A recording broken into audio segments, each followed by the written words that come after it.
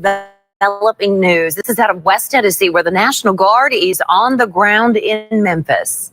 I'm Jerry Askin. White House officials made their way to the Bluff City Wednesday, giving a pep talk to the Memphis Safe Task Force, which consists of multiple agents.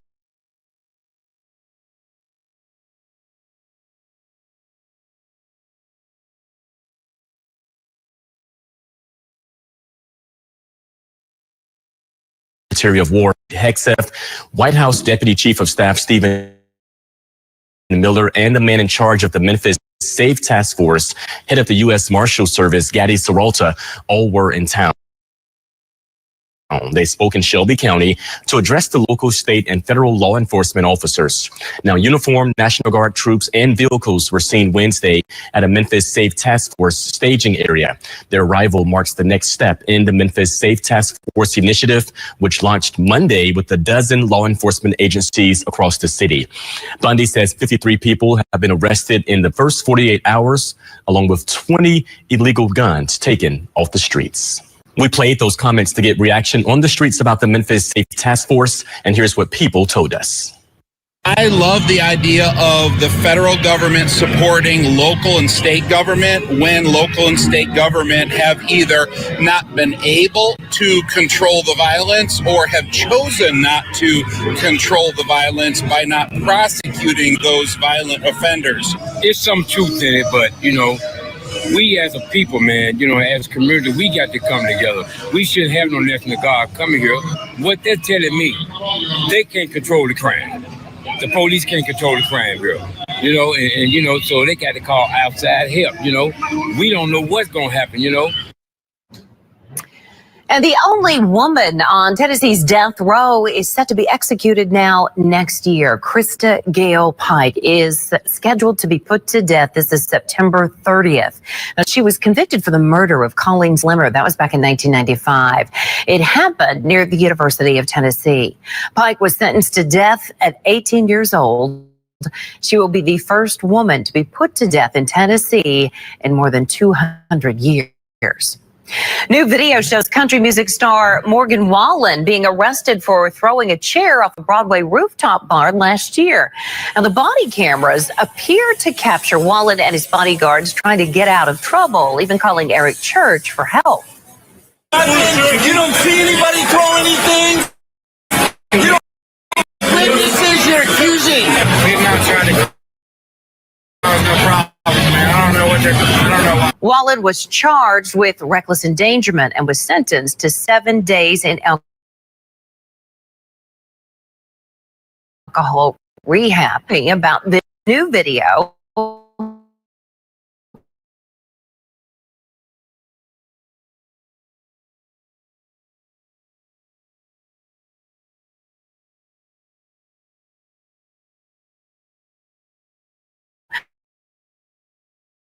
They did not respond to our county is independent.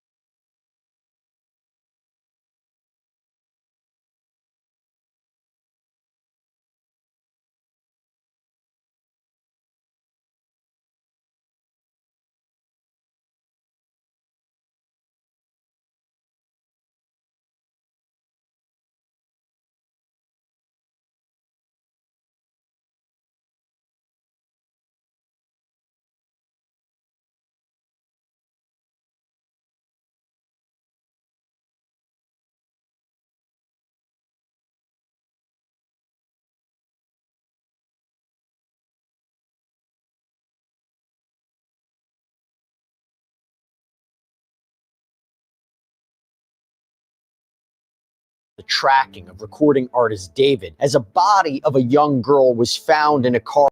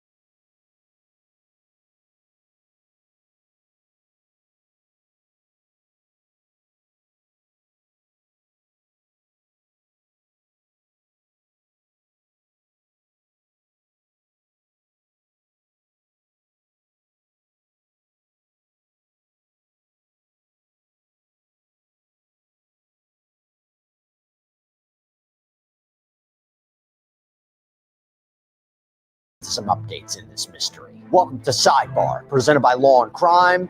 I'm Jesse Weber.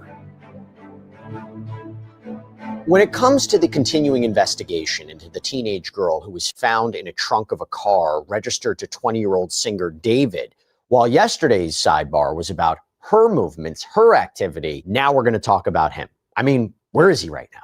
We don't even know. And this is going to be a very much David-centered discussion. But before we even talk about him, there are two big updates we got to address that came out after our recording from yesterday. New footage, new document. And it regards the victim. It regards Celeste Rivas Hernandez, whose decomposed,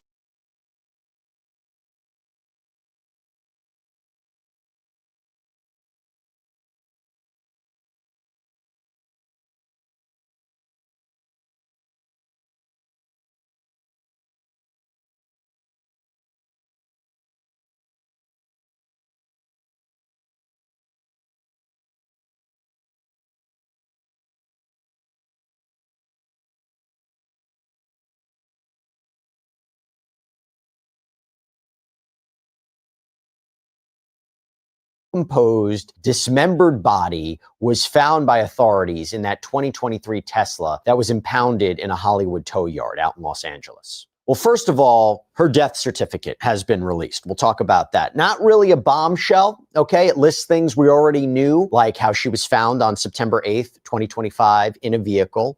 The cause of death has been deferred. The manner of death is pending. When we talk about manner of death, that could be, homicide, accidental. But this, again, is not surprising because there is still an ongoing investigation, and it's consistent with the reporting that we've seen so far. And while the death certificate confirms that an autopsy was performed, reporting suggests that the medical examiner is waiting on the results of toxicology examinations. Now, this is interesting. The death certificate indicates that Celeste apparently was not pregnant at the time of her death, nor had she been pregnant in the last year. And this comes as there has been a lot of speculation about her relationship, her connection with David. So we're going to talk about him. We're going to talk about his movements. Before we do that, one more thing about Celeste, and this is big. So in our previous episode of Sidebar, we talked about how Celeste had reportedly run away in the past. And there were surveillance footage from March of 2024 that was released. It was taken from a local liquor shop in Lake Elsinore. She apparently lived nearby. That's about 75, 76 miles away from where her body was found in that Tesla. Now, that footage seemingly captured her walking and then jogging down a street. She turned the corner and she disappears from view. We thought this may be the last known footage of her before she vanished and ultimately was found in that Tesla this year. Turns out there is new footage. There is additional footage that we have to talk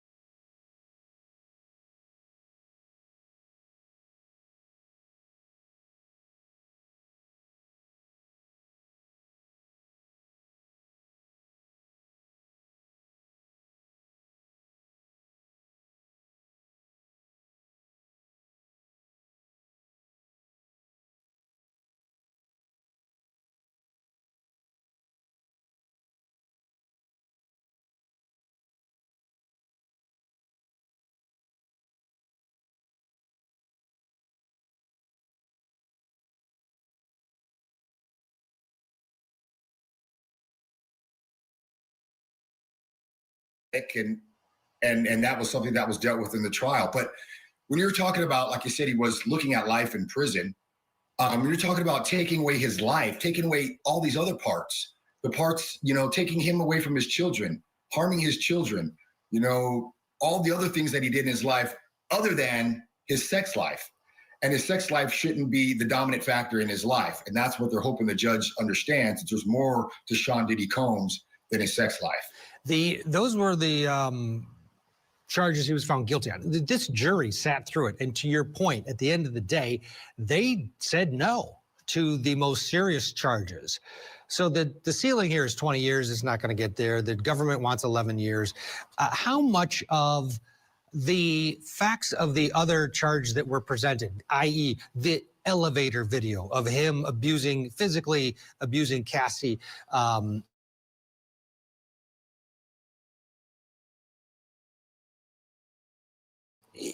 how much does that bleed in? Guilty on the serious charges, and he has been found guilty on prostitution-related charges. Does the other stuff, should it come into play? Legally speaking, it absolutely does come into play. The judge can consider all the facts of the case, and the prosecution always argues all the charges that they lost. So absolutely, the video of him, being physical with her in the hotel room, all that stuff comes in, and that's the problem. That's what's scary. I'm gonna give you a great example. The Falcone brothers, they were the cocaine brothers. They were racing boats and running cocaine back in the 80s. And they were found not guilty of murder, cocaine trafficking, all the charges except some sort of a little insurance fraud charge. And they ended up giving them 90 years for the insurance fraud. Why? Because the judge factored in all the murders and all the other evidence that he heard that they were found not guilty of. And that's what scares me. The judge didn't let this guy out on bond. You're really going to tell me that Sean Diddy Combs is a flight risk? Where is he going to go and not be recognized and seen? Was he really going to flee to face a prostitution charge and live in exile the rest of his life in some secret island? I mean, it's unusual. It's outrageous, really, to think that he's a flight risk, that he should not have been granted bail. I mean, he's a person that gets no bail, like the most heinous murderers. So when the judge starts treating him like that, I do get worried that the judge is going to say, I wish they found you guilty of everything, and I'm going to sentence you as though they did. Yeah, that's a good point. During that bail hearing, the defense made basically that argument. This guy's not going anywhere. He's been convicted of prostitution-related crimes. He should be out on bail, and the judge said no. So that he may have been based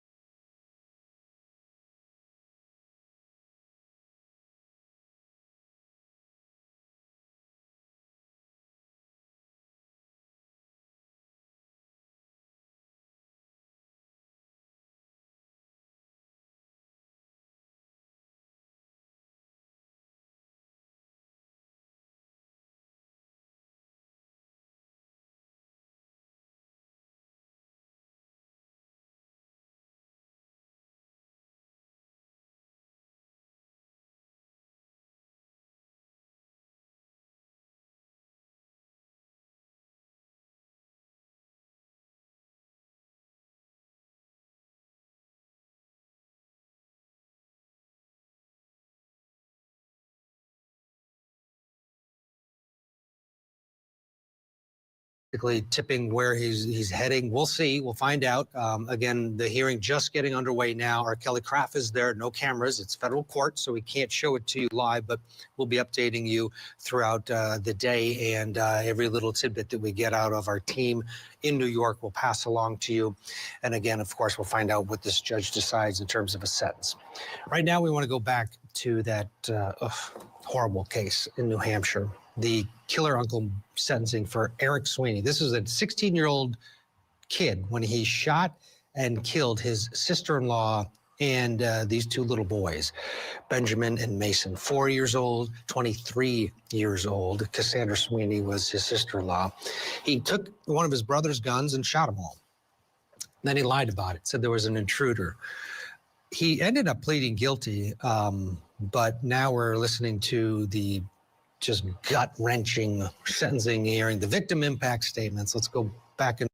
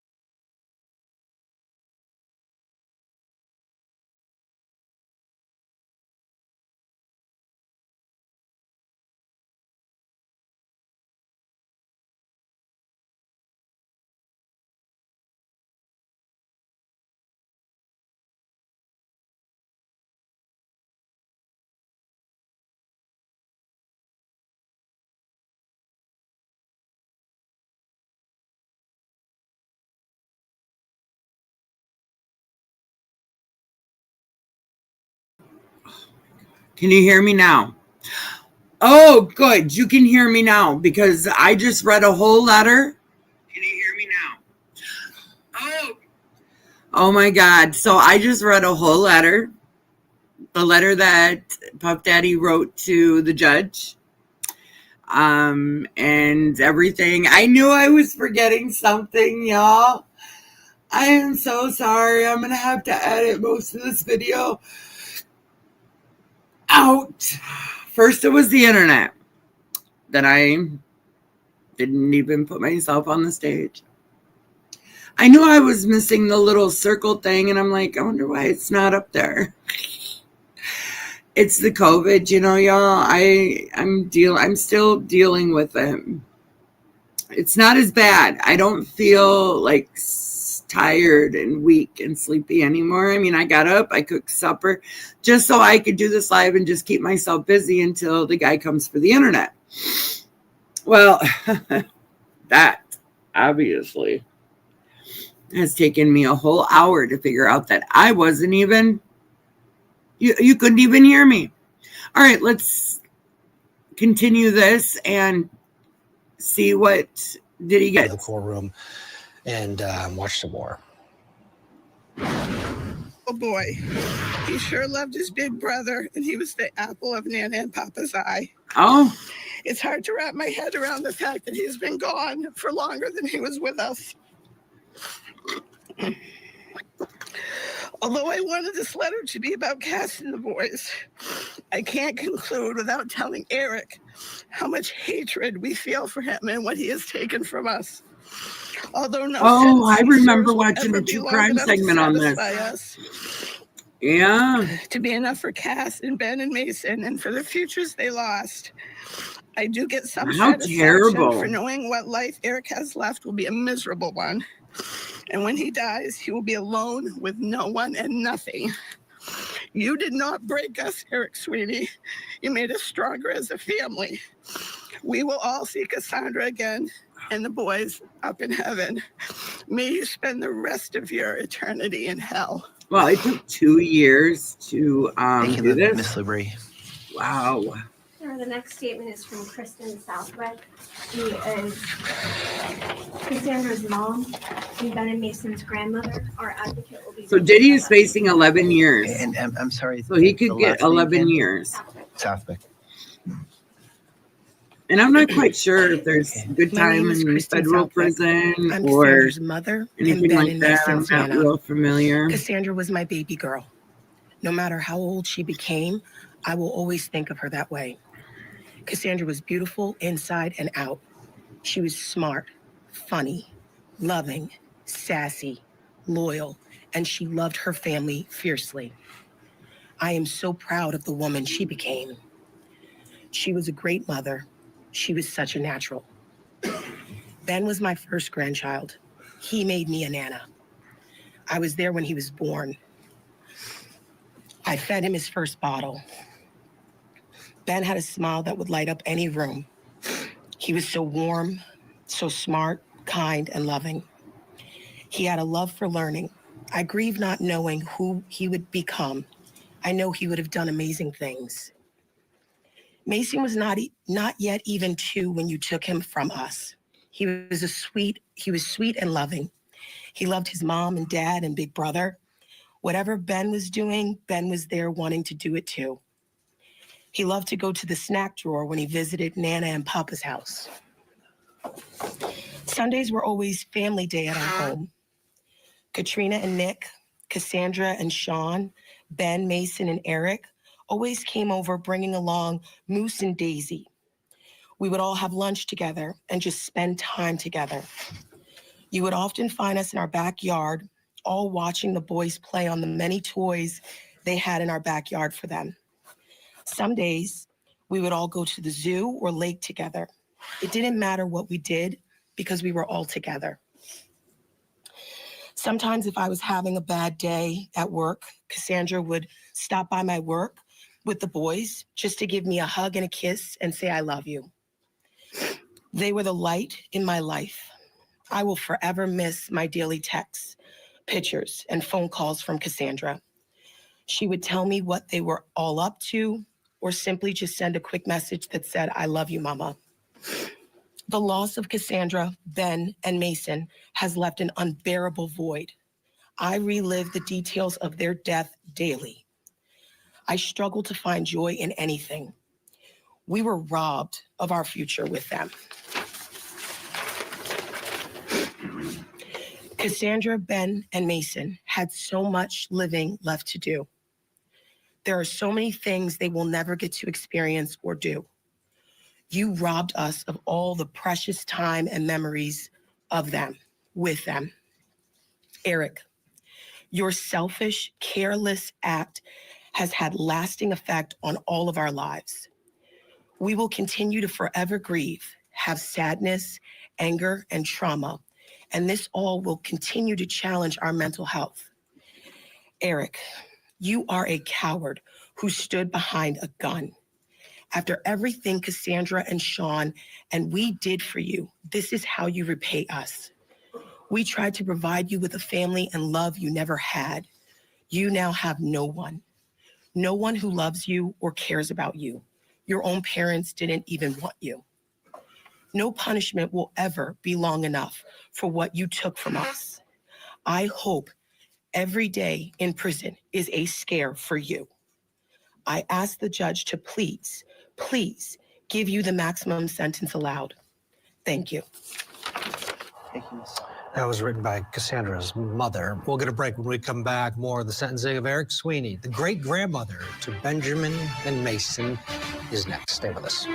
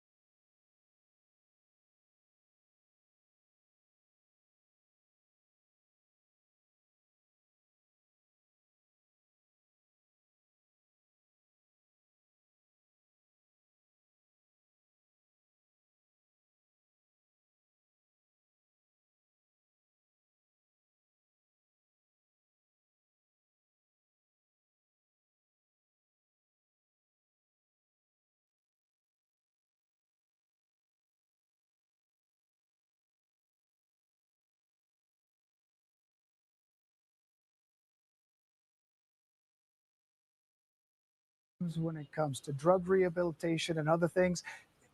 How will that actually play a factor? Will that be something that he could essentially get out earlier than the 6 or 7 years? Yeah. Yes. There's obviously things that entitle him to early release. So no matter what the sentence is, unless it's a time served sentence, he'll go back to the MDC, and then the Bureau of Prisons will designate a facility for him to serve out his sentence. And at that facility, he'll be eligible for certain programs where he may be able to get good time credit for, and then he'll be eligible for early release, potentially under the First Step Act. So yeah, no matter what sentence he gets, he will be eligible for an earlier release than whatever sentence he ultimately receives. And Seth, explain the Mann Act to our viewers who may not understand fully, what that means and what that entails. Yeah, I mean, it's a very simple statute. It's transporting people across state lines for the purpose of prostitution. There's really just two factors: the state lines and the prostitution. So that's why I'm keeping my eye on what the judge says about the other conduct here today, because he was only convicted of the Mann Act violations, and the other conduct is not supposed to be taken into consideration because he was acquitted of the RICO conspiracy and the sex trafficking.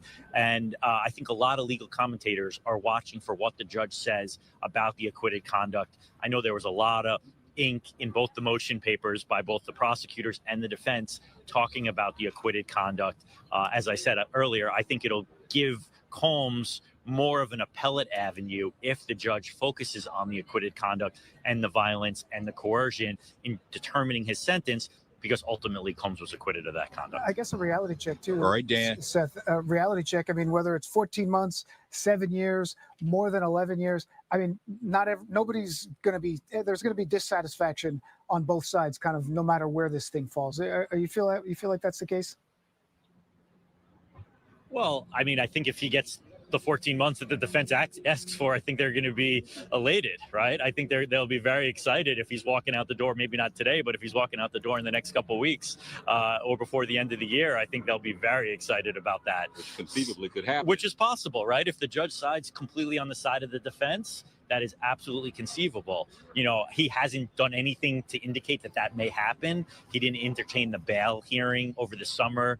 He didn't take that very seriously. I shouldn't say not seriously, but he took it seriously, but he never really considered releasing him at that point. And that was a sign that he was going to give him a sentence more than time served. Because if the court was really considering a time served sentence, he would have considered bail pending sentencing, and he didn't. So I agree that unless the defense gets something close to the time served, they won't be happy. The government has a very aggressive ask in this case. I actually think it's too aggressive in my opinion, and it's almost double what they asked for over the summer when they indicated that at the time of the bail hearing. So they've thrown the kitchen sink at him. Pretty much. And so they're asking for something that I think is way over the top. And I think that's a risky strategy because they could end up alienating the judge, saying, look,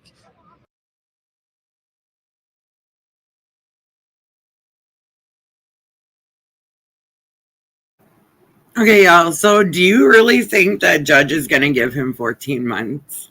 I mean, that would be like an automatic, like he'd be done. Like he already did his time.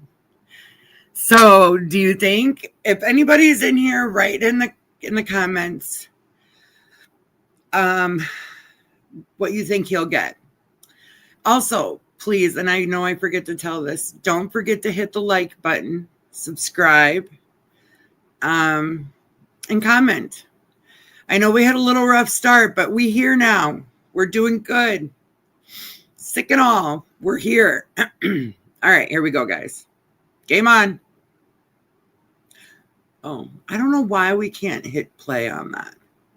Over the summer, you indicated the sentencing guidelines would be half of what you're asking for now. Really gives here. He hasn't done anything further wrong. Probation comes in close to where you were over the summer. So that's why I think he may tether himself close to the probation recommendation. But yeah, I mean, I don't know if the government's ever going to be truly happy here. He was convicted of he was acquitted of the most serious counts here. Right. So he's walking on the RICO conspiracy and the sex trafficking. So, they're asking for a sentence as if he was convicted of all those other things. but he wasn't. So I don't know if the government's ever going to be truly satisfied with no matter what sentence he receives. Seth, you mentioned the pathway to the appellate process. Would that basically essentially just be retried all over again? Well, so no matter what sentence he receives today, his attorneys will file a notice of appeal with the Second Circuit Court of Appeals. And they'll have a bunch of different arguments. Some of the arguments that they had in their Rule 29 and 33 motions to the judge about the sufficiency of the Mann Act. I think one of them is interesting, is the spillover prejudice of the acquitted conduct, which the jury considered in convicting him of the Mann Act violation. And that's one argument. And the second argument may be whatever acquitted conduct the court considers in the sentence. As I stated earlier, the United States Sentencing Commission just last year outlawed the use of acquitted conduct in sentencing. The government's argument here is that it's intertwined with what he was convicted of, so we should be able to use it. So how much the court relies on the acquitted conduct is something else for the avenue for appeal. But obviously, if he's appealing, that means he's doing time at a Bureau of Prisons facility somewhere else in the country. And I'm sure the defense won't be happy with any of those options. Seth, we just got an update real quick, Antoine. I just want to update you real quick. We did just get an update just a minute ago. Sean Combs has entered the courtroom. He entered the courtroom Friday. He's wearing dark pants, a yellow sweater. He was allowed to wear civilian clothing, white collared shirt underneath. He waved and blew a kiss to his immediate family. All of them were there to support him, shaking hands with them. That's an update from a Washington Post reporter who's inside. All right. Thank you to our Fox 5 New York team for that coverage. As we did just hear, that breaking news is Sean Combs has now entered the courtroom there, as you are taking that live look here right now. We're going to step away for a break. Yay, he's entered the courthouse at 500. And welcome back to Live Now from Fox, as we do continue to cover the sentencing of Sean Diddy Combs. I do want to head back out to our Fox 5 New York team. They are live on this right now, speaking with an attorney. Statement, we say victimized again and again, not just by him. I mean, we learned that there were hired male escorts, that were part of these drug-fueled sex marathons, to which he has been, accused of doing. And Cassie Ventura is now a mother. She's since become that. So and we also want to point out, Dan, just to acknowledge the comment that you just made. Not everyone down here is a supporter.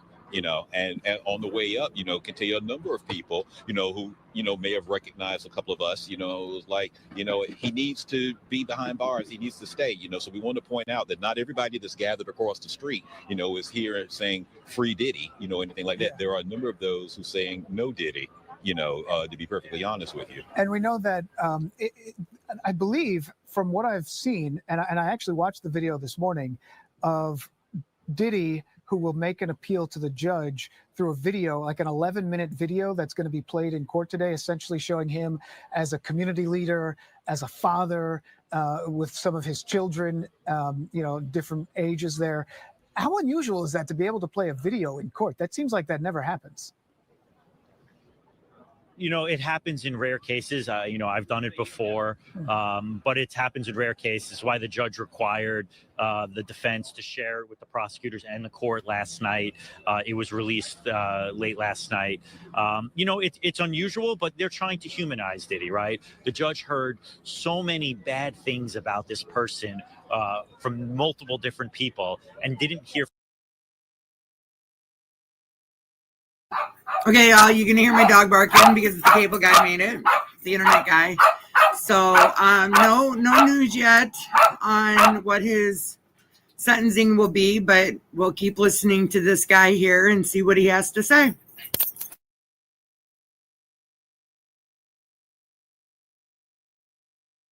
From him and didn't hear from any of his family. And what they're trying to do is give the judge another side of him. That's what the letters that were submitted in support of his sentencing memorandum do. But the video just takes it to another level of trying to get the judge a feeling for who else he is as a family man, as a loving member of his community, and give the judge something else to think about, not just the person that he heard about who was committing these awful acts that he heard during the trial. I have one for you, sir.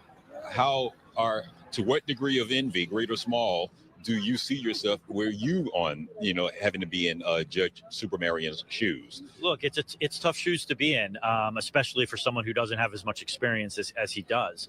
But I'm sure he's going to, weigh all of the factors appropriately and find what he is the most comfortable with, the sentence that he feels is the most appropriate.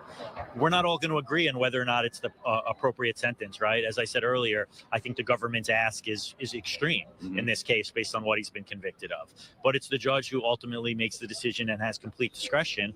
And if the sentence is excessive, that's another avenue for Combs' legal team to appeal to the Second Circuit Court of Appeals. But I wouldn't want to be in his shoes in a high-profile case like this when you don't have the experience and you haven't handled cases like this before. They're tough shoes to be in because you've got very divergent perspectives here from the victims and the government on one side and from the defense and Combs on the other. They could not be more different pictures of who he is and what happened here. He's just going to have to dig his heels in, stand by his decision, and everyone else is just going to have to respond accordingly. Yeah, that's why I think this sentencing hearing is not going to be so quick. I think this is going to take hours if it's even completed today. Oh my God, this is going to take hours or even not even be completed today. He's going to weigh all of those things and give it really hard thought. And I'm not envious of being in those shoes. Just, the world is watching. We just got an update. Wait, 1 second, Antoine, 1 second. We just did get an update. This is from the Associated Press 2 minutes ago. The U.S. attorney, one of the assistant U.S. attorneys, said Mia changed her mind about speaking in court after Combs's lawyers submitted a letter objecting to Mia's appearance. The letter, the prosecutor said, can only be described as bullying. The judge agreed, concluding that the tone of the defendant's letter was inappropriate and advising Combs's lawyer not to do it again. What do you make of that, Seth? Well, I did read the letter that both the government had submitted and that Combs's lawyers had submitted. I know that Combs's lawyers took a very aggressive stance, saying that she testified under a pseudonym. They believed that she lied under oath, and they also believed that he wasn't convicted of any of the counts related to her. So they took a very aggressive stance in their letter that they submitted to the court. Obviously, the government took offense to it. She's now been persuaded, based on what you just relayed to us, that she's not going to be giving a statement today. So the government's obviously not happy about that. But, a warning not to do it again is, the case is going to be over today, right? So obviously the judge is siding with them, which is also not good for the defense because that may give an indication of where he's going to lie when it comes to sentencing. But at the end of the day, y'all, that's not good. That letter that I read, but wasn't even on my volume, I thought it was a nice letter. I thought it was, he was explaining everything he's done in prison, and he explained that he was, wrong for doing everything he did. And I don't know. I guess I look at both sides. I understand, the victims in the case, and I understand him. I mean, the money is the root to all evil. And he has a lot of money. So there's lots of evil there, and that's just me. That's just how I think. And I don't know. I think the judge is going to sock it to him. I think he's going to sock the 14 years. I really do. All right, let's keep listening.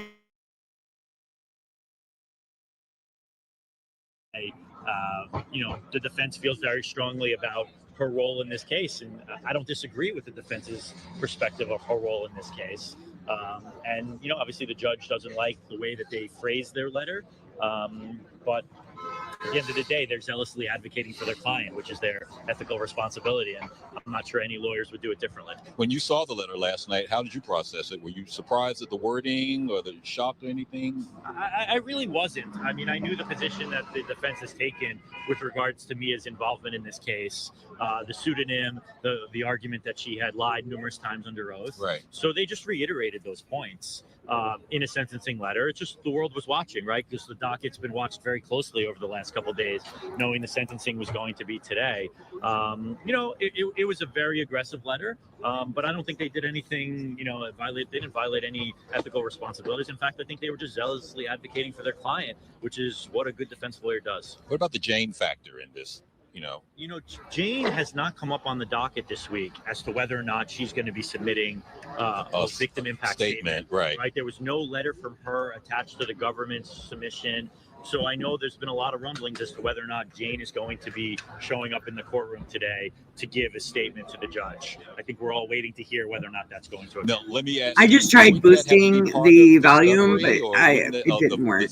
The witnesses list has to be shared with both sides. She couldn't be a surprise, right? She could be, because she's what we call a statutory victim, right? So she's one of the victims who is accounts for the 2 convictions that he has, right? The Mann Act violations, the prostitution violations. So she has a right to make a statement to the court today. It'd be unusual for the government not to indicate it one way or another in the lead up to the sentencing. So it's certainly possible that they didn't know. Maybe she was on the fence, just like Mia, not wanting to make a statement today. Maybe they didn't know which way she was leaning. But it was unusual that she didn't submit a letter as part of the government submission. And so we'll see if she shows up today to make a statement. Right. Dan, you have any other updates you can pass on to us? We want to let everyone know that. All right. Thank you to our Fox 5 New York team. And once again, you are taking a live look there outside of the courthouse as we are now on sentencing watch here for Sean Diddy Combs. And another live look we're getting here. You can see that media setup in case anyone comes out to speak. We will bring that to you here on live now from Fox. We're going to step away for a break. We'll continue this shortly. On the other side, we do have some breaking news as President Trump is now giving Hamas a Sunday deadline to reach a deal to end the war. We have more on that next. Too premium, people. Anyways, I don't know. And if anybody's in here, let's put down what you think. Oh.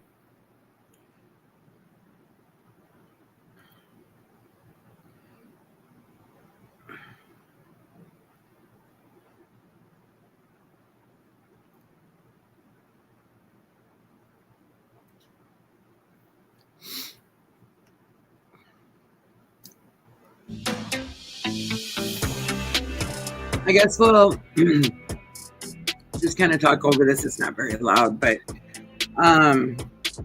yeah, I'm just trying to practice today. The guy's here hooking up the fiber optic, so I should be flying through the interpoles here pretty soon.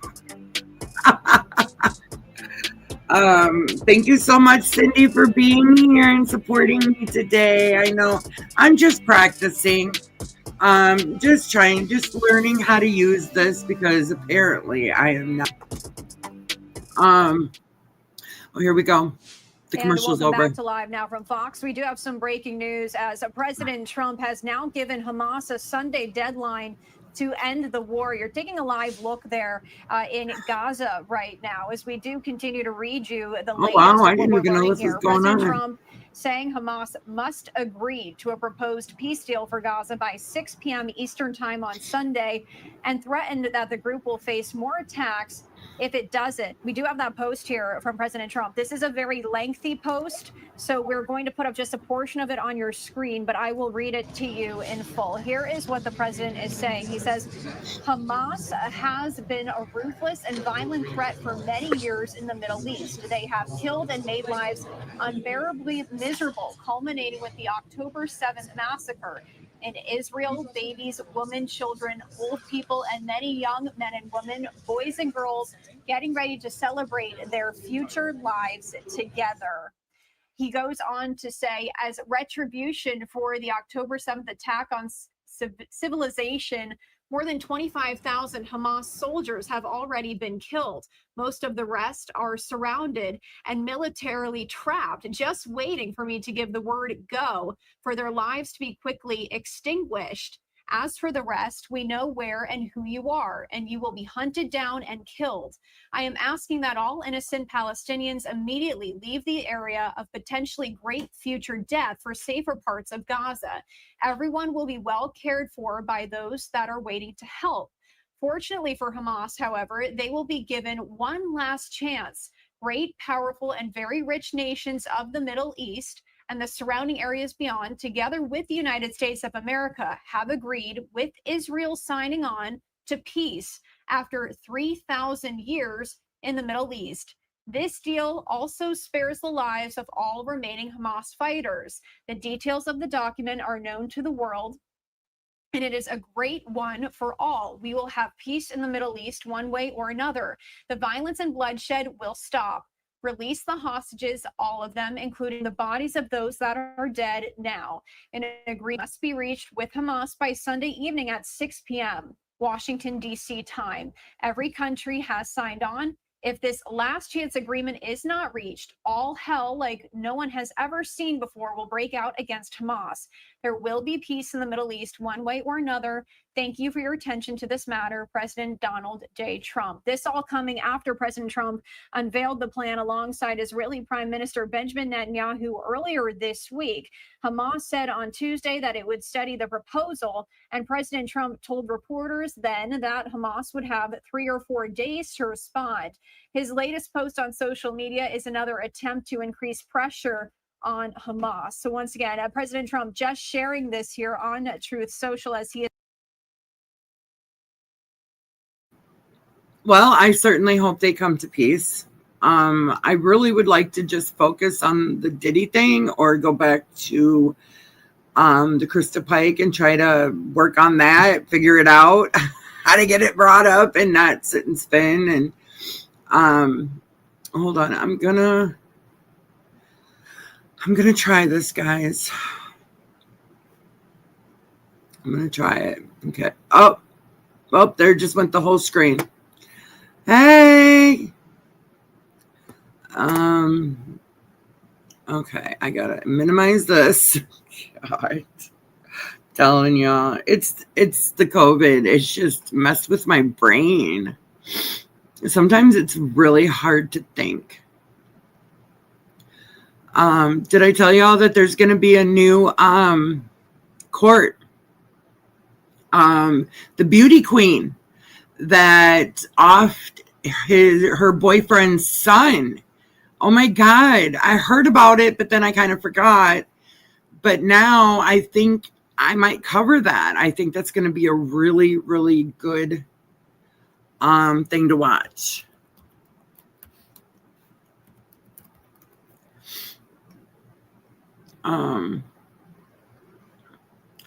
Here, let's try this because this is what I intended to watch first.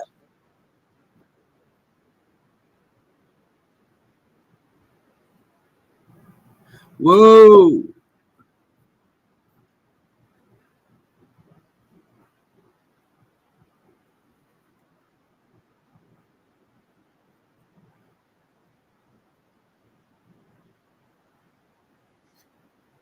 Okay. Y'all see it? Her execution would mark the first time Tennessee has put a woman to death in more than 200 years. That's right, John and Robin. Christa Pike is scheduled to be put to death by the state next September. Pike was sentenced to death in 1996 for the 1995 killing of Colleen Slemmer.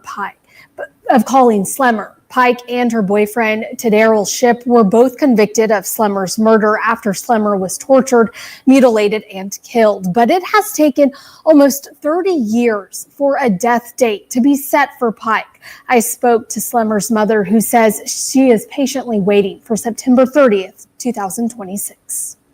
I would like Tennessee to hear my plea and finally end this after 30 years. I really would. It's been 3 decades, but a painful chapter for Colleen Slemmer's family is on the verge of coming to an end. Once it's completely done and everything is over with, it will be a close. In 1995, 19-year-old Colleen Slemmer was brutally tortured, mutilated, and killed by Christa Gail Pike. A year after the killing, Pike was convicted of murdering Slemmer and was sentenced to death. Slemmer and Pike were taking part in a job training program here in Knoxville. Investigators say Pike, her boyfriend, Tadaryl Shipp, and friend, Shadala Peterson, lured Slemmer into Tyson Park on the night of January 12th. Once there, the couple then taunted and attacked Slemmer with a box cutter and small cleaver. Pike and Shipp carved pentagrams into Slemmer's chest and on her forehead. Pike then repeatedly hit Slemmer in the head with a chunk of asphalt until she was dead. She then took a piece of Slemmer's skull with her when they left the scene. Later, investigators say Pike bragged about the killing and celebrated it. She even showed another classmate the piece of Slemmer's bone. Very soon after, though, the three of them were arrested for her murder.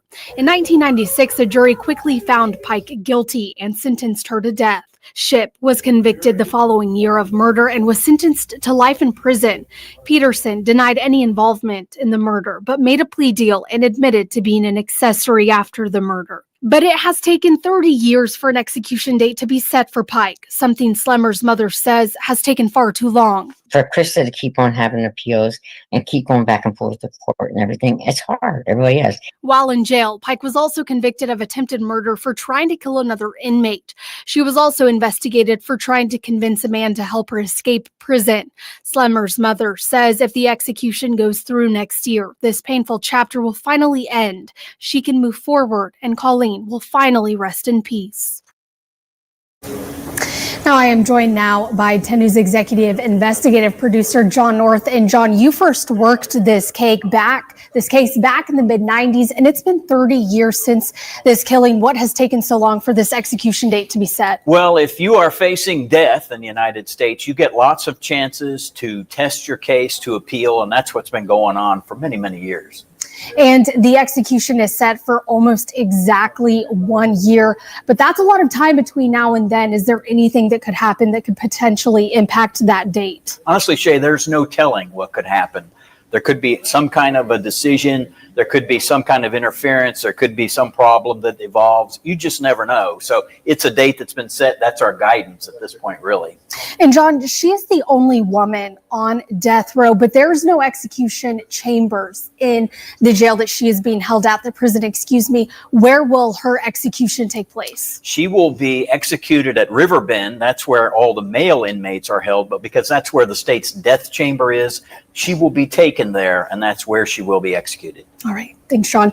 And as we said, her execution date is set for September 30th of next year. And John North, you and Robin also have a Behind the Headlines podcast that you all are working on this case. We are. That will be coming in the next few weeks. We will be hearing from the journalists, including John, who covered this story, this extensive story for us and for other outlets. So you can find that on WBIR Plus in the coming weeks. Shay, John, thank you very much.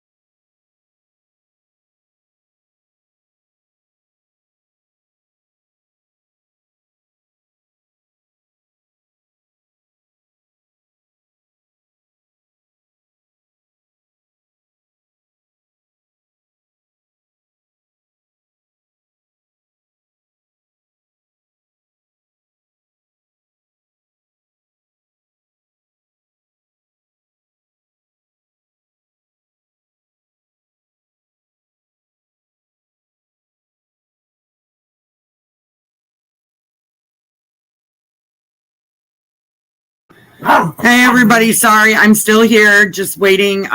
Just waiting for the new internet to reboot, and I will be back.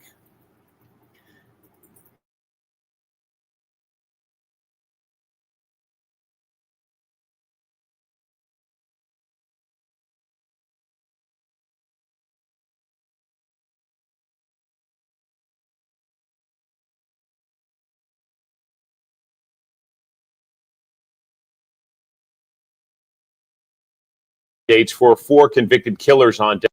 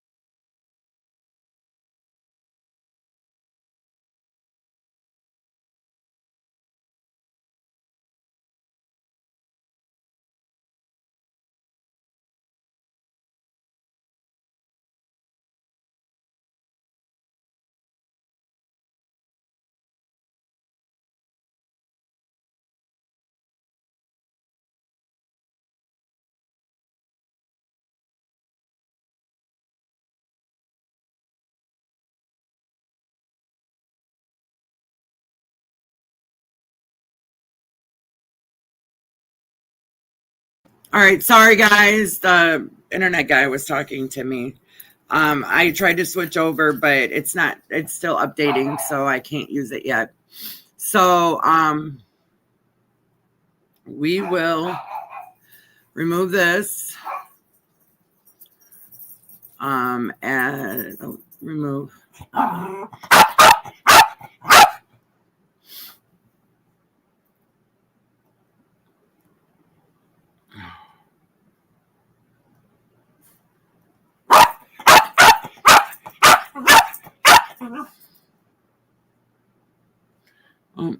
We don't have anything for Diddy. So let's go back to YouTube. I'm just practicing, y'all. Just be patient. I do apologize. I'm just practicing how to use it because you can't just like go into it and use it without actually, I don't know, without actually being live. I don't know. But I'm having fun. So we'll see here. We'll see Diddy. Diddy. Mo money, mo problems. I don't even think he sang that song, but okay, let's go here. Let's see what these people are saying.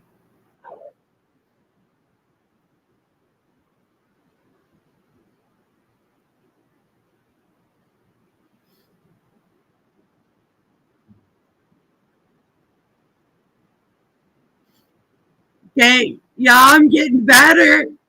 I'm excited. Y'all, I'm getting better. I'm getting better. Here we are. I found it.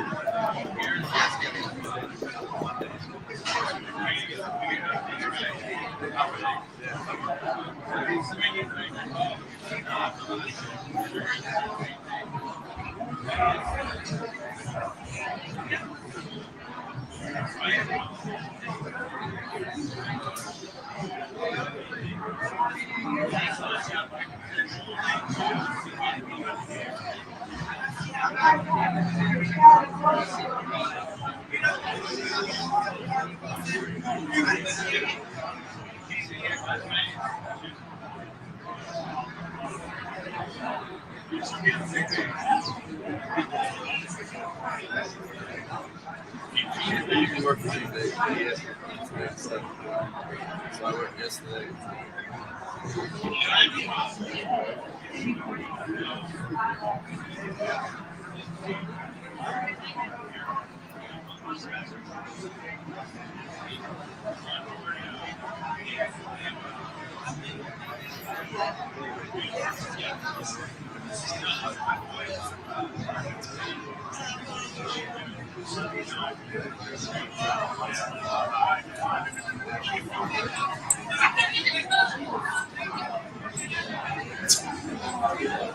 Yeah.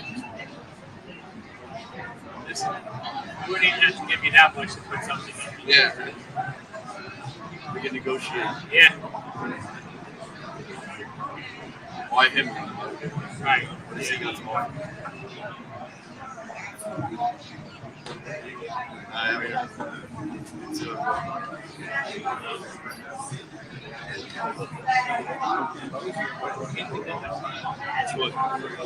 where's she from? Oh, I can't believe it. She just came out of elementary. Yeah, she comes in and out all the while, stays in all the while.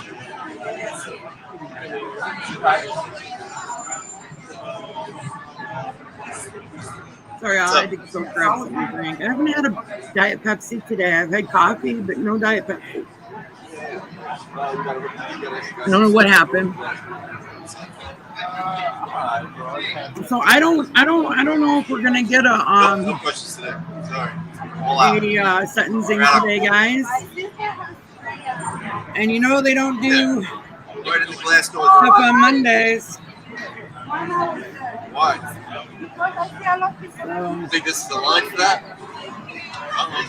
Right in. Glass doors. But you know what? That's the type of person that you want to help.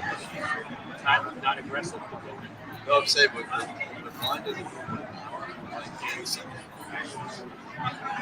I mean, if it's a long line, it should live slowly.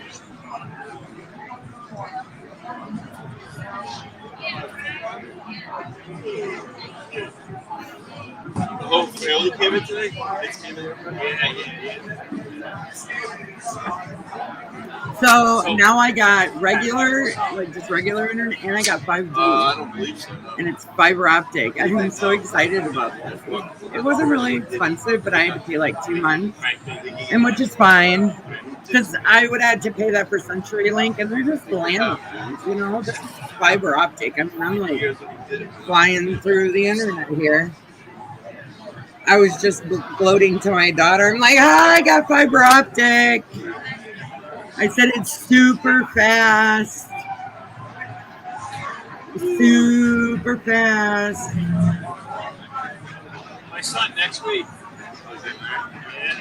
So if I mute this, you guys still hear me? Okay, yeah. Okay, so anyways, I was thinking about maybe covering some more of the David while we wait for Diddy, because we're just going to sit here and look at the 500. I think it's 500 Pearl Street in New York. So, and the internet people were 45 minutes early. Wow. It's BLB. I can't remember. I don't know, but they really picked up the internet, I'll tell you. I'm scared to switch over.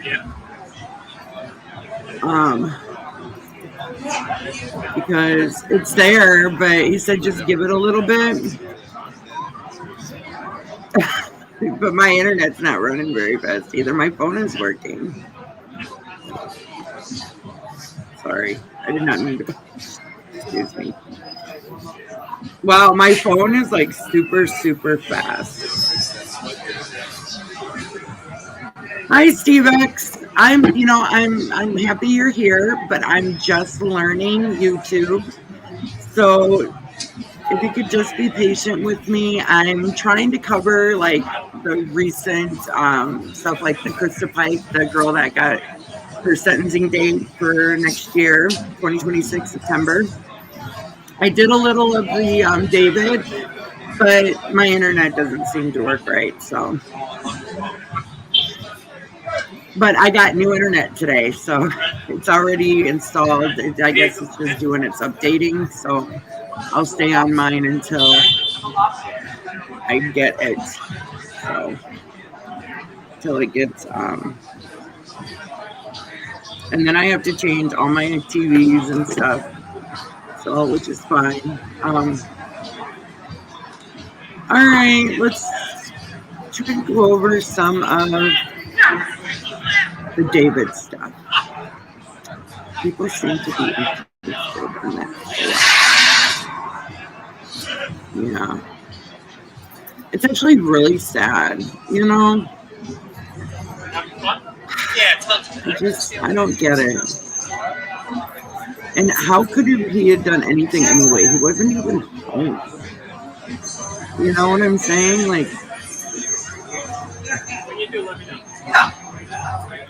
so, okay, let's stop that. Go back to YouTube. Find the date, because there was a thing that was new, and it was giving out new information about it. Oh, here it is. New evidence. But it's the sidebar. I hope they don't stalk me. I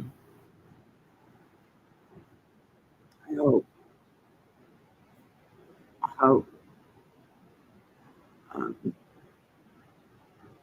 Why can't we hear it?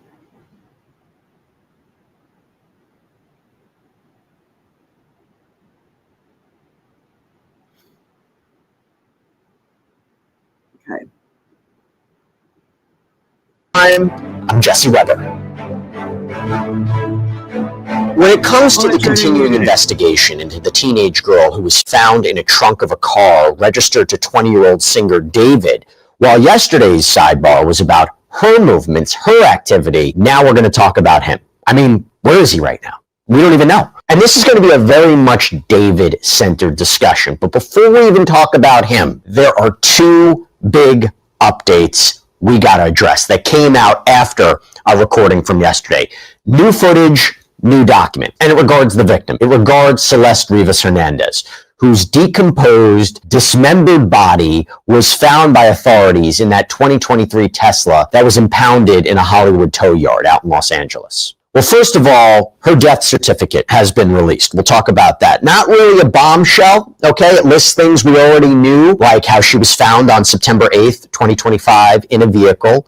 The cause of death has been deferred. The manner of death is pending. When we talk about manner of death, that could be, homicide, accidental. But this, again, is not surprising because there is still an ongoing investigation, and it's consistent with the reporting that we've seen so far. And while the death certificate confirms that an autopsy was performed, reporting suggests that the medical examiner is waiting on the results of toxicology examinations. Now, this is interesting. The death certificate indicates that Celeste apparently was not pregnant at the time of her death, nor had she been pregnant in the last year.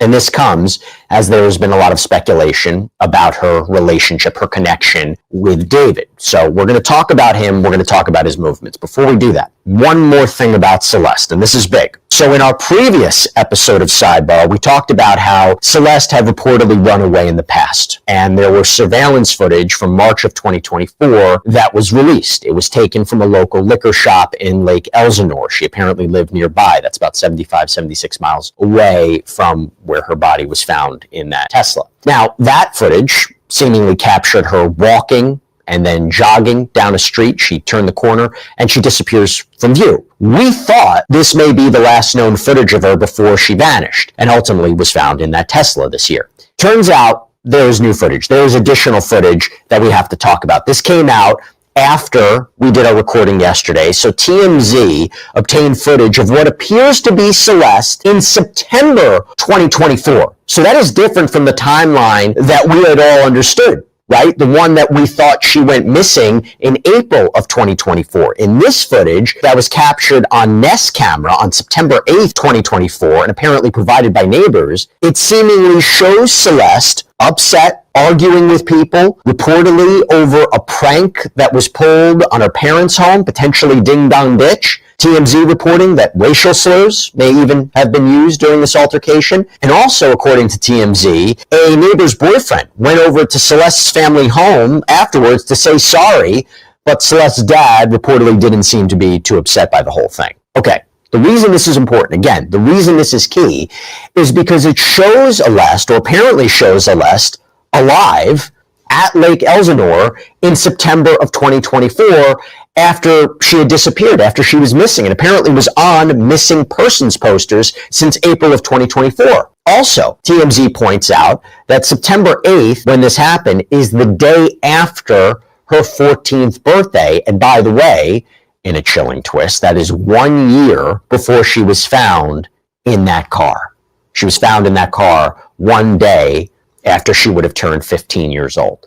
Hey everybody, this is another law and crime legal alert. There are allegations right now claiming that the online apps DraftKings and FanDuel are engineered for addiction. That's right, these multi-billion-dollar companies allegedly continue to put profit over safety. Every free bet, every boosted parlay, every small payout allegedly triggers a dopamine rush that creates dependency and turns harmless fun into a detrimental habit. They can keep you hooked, chasing impossible wins, and can trap you in a cycle that can lead to significant financial loss and ultimately damage mental health. That's the allegation. Well, I'll tell you what, our legal sponsors, they are taking on the online gambling industry to potentially get compensation for all of those impacted. So if you or a loved one has suffered addiction or financial hardship or mental health issues due to sports betting apps, then visit gamblinglawsuits.com/sidebar to take a short quiz and check your eligibility.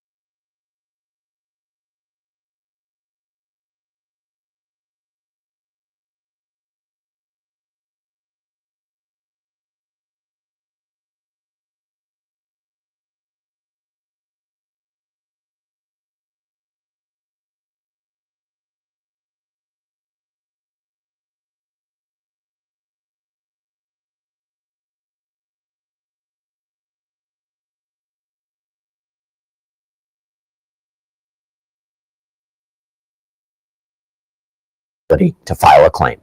So not sure if police have obtained this video, not sure if police are using it in their investigation, not sure if they have questioned the people in this video. But look, if this video shows what it appears to show, that could be quite significant as we're tracking whatever she was up to, whatever her movements were, a timeline leading up to her death.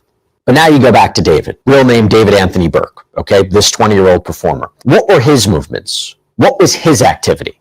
Now, to be clear, authorities haven't identified him as a suspect. They haven't identified him as a person of interest, nor has he been implicated in any crime or implicated in any wrongdoing whatsoever. By the way, they haven't identified any suspect or person of interest. But look, her body was found in the trunk of a car that was registered to him out of Hempstead, Texas. So let's just start at his social media activity, for example, okay? A key period of time. As we reported yesterday, the car was apparently on that block in Hollywood Hills for quite some time before it was towed and impounded. The car was ticketed apparently 11 days before Celeste's body was found inside. So on August 27th, a parking enforcement officer marked the car. September 3rd, the officer issued a citation for violating a 72-hour parking ordinance. September 5th, it was towed. September 8th is when the body's found. And neighbors reportedly told NBC Los Angeles that that car had maybe been there for about a month. Okay, so now you look at some of David's social media clips leading up to the discovery of Celeste's body in this car. These are all on Instagram, by the way. So September 1st, there's a video of him giving a hug to singer Salacious on stage. September 2nd, there's promotion of a collaboration with Fortnite. Underneath an animated picture of David, it says, tomorrow, David, Fortnite, locked and loaded. Official Fortnite anthem music video drops on all platforms at 5 p.m. Eastern. I started making music for my Fortnite montages 3 years ago. Man, this is crazy. Thank you. September 5th, he posts a selfie in the mirror with the caption, I start media training tomorrow. Guys, wish me luck, with a kind of a worried face emoji. September 7th, there is a post promoting his album release. It says, Wither Deluxe, Morescence out September 19th. Now, he was also on tour when a lot of this was going on, and I want to talk about that too. So apparently he kicked off the tour on August 5th in Del Mar, California, with stops in Dallas, Atlanta, New York, Philadelphia, Detroit. This is according to USA Today. Actually, as reported by TMZ and the Gazetteer, he also performed at the Warfield out in San Francisco in July 2. This is before the tour fully kicked off. But his tour was canceled. His tour was canceled before he was set to perform on Friday, September 19th in San Francisco, and out in Los Angeles on September 20th. And while an exact reason hadn't been disclosed, it did seem to coincide with this investigation into Celeste's death ramping up. He was also supposed to go, by the way, international. The tour had dates, at least 9 European tour dates, shows that were listed on Ticketmaster. There was one for October 1st in Norway. There was a scheduled Grammy Museum appearance in Los Angeles. That was pulled too from the venue's website. His label, Interscope, told TMZ that all promotion for David, including his deluxe album release, that was being paused. And I will say, this wasn't immediate, by the way. So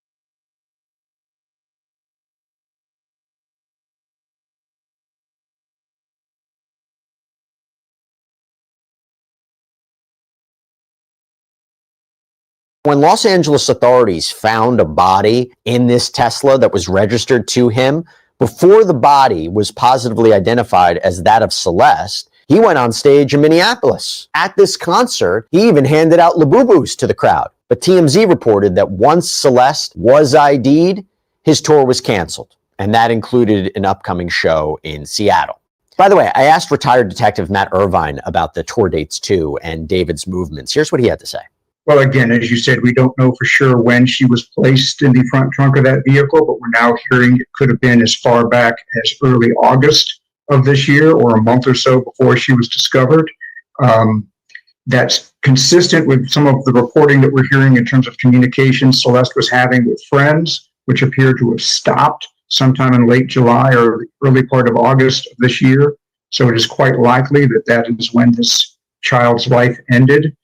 The fact that she's been reported as weighing only 70-something pounds upon her autopsy, I think is significant. This is a child, again, according to the missing posters, that weighed about 120 pounds or more when alive. So that suggests that she's been deceased for a while and that significant decomposition occurred before she was found.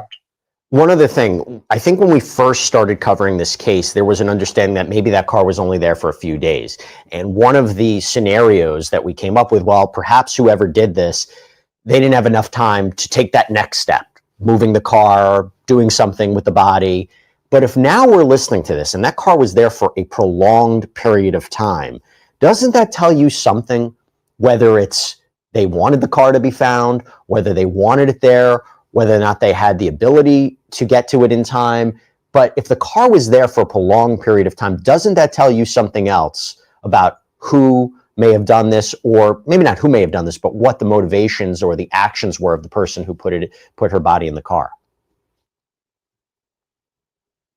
Well,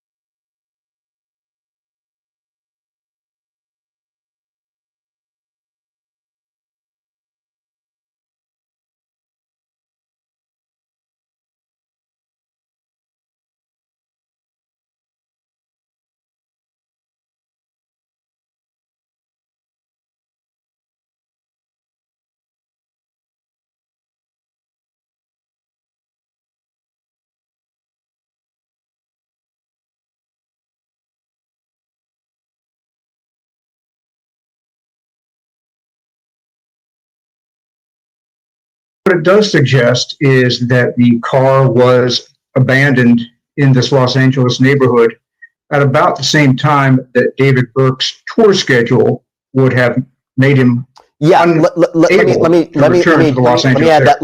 add that because CNN reported that he began his tour in early August, was even set to go overseas to Europe next month. That's been canceled. It was interesting because TMZ reported that he had a San Francisco show at the end of July, and the official tour started August 4th in Del Mar. So there, I think, is the timeline there. Talk to us about it. Well, again, those early tour dates were all in West Coast cities, in places where he could presumably get back to Los Angeles without a great deal of trouble. It's about August 15th, and for a couple weeks after that, that he's pretty solidly in the eastern part of the US, in Canada, and I think one or two Midwest states. All of those locations with pretty much back-to-back tours, that is pretty much every night, would make it very difficult for David Burke to return to the Los Angeles area. So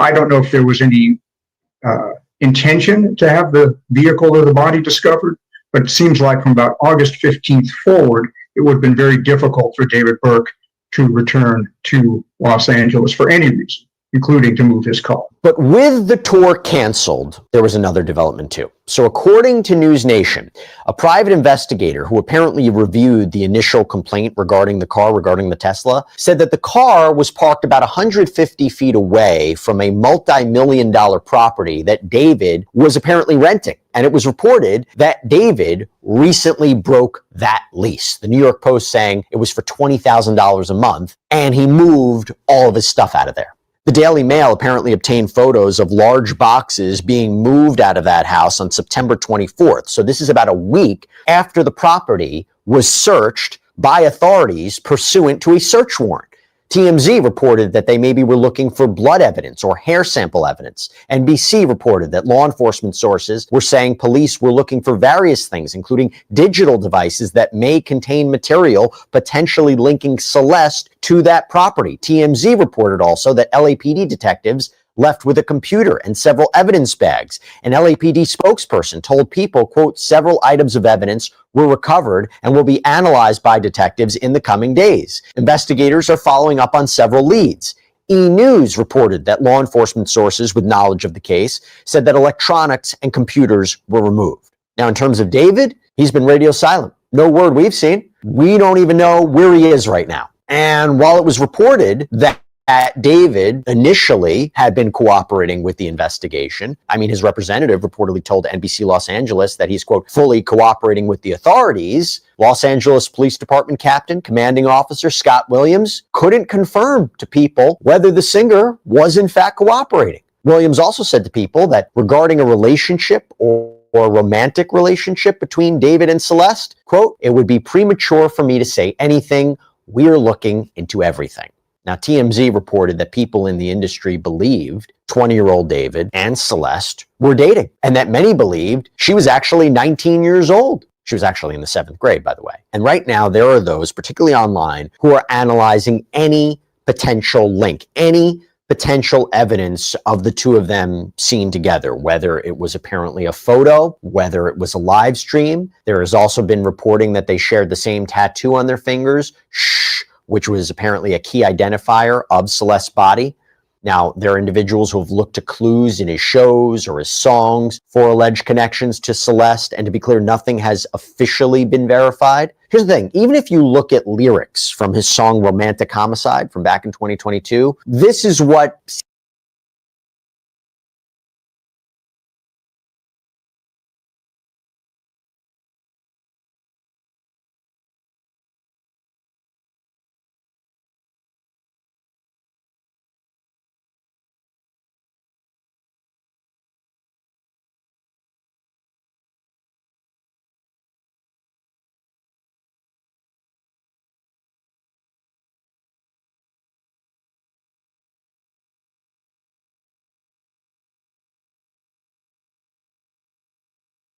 seems to be creating the conversation.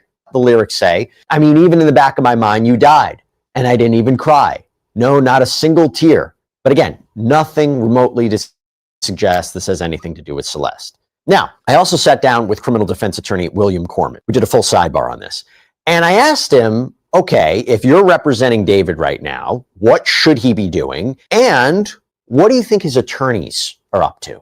What would you advise him if you were representing him right now? Not to say anything and not to do anything. If I were his attorney, what I would advise him to do is lay low, do nothing, don't obstruct the investigation, but we're under no obligation to cooperate with it either, and just let your lawyers do what they need to do in order to get from point A to point B. I would imagine there's some communication, and what it really is you're informing the prosecutors of where your client is, your client's availability. What you don't want is for them to come into your client's house in the middle of the night and arrest them. In a situation like this, I reach out to prosecutors where I think I have a client who's a suspect. I say, look, you know me.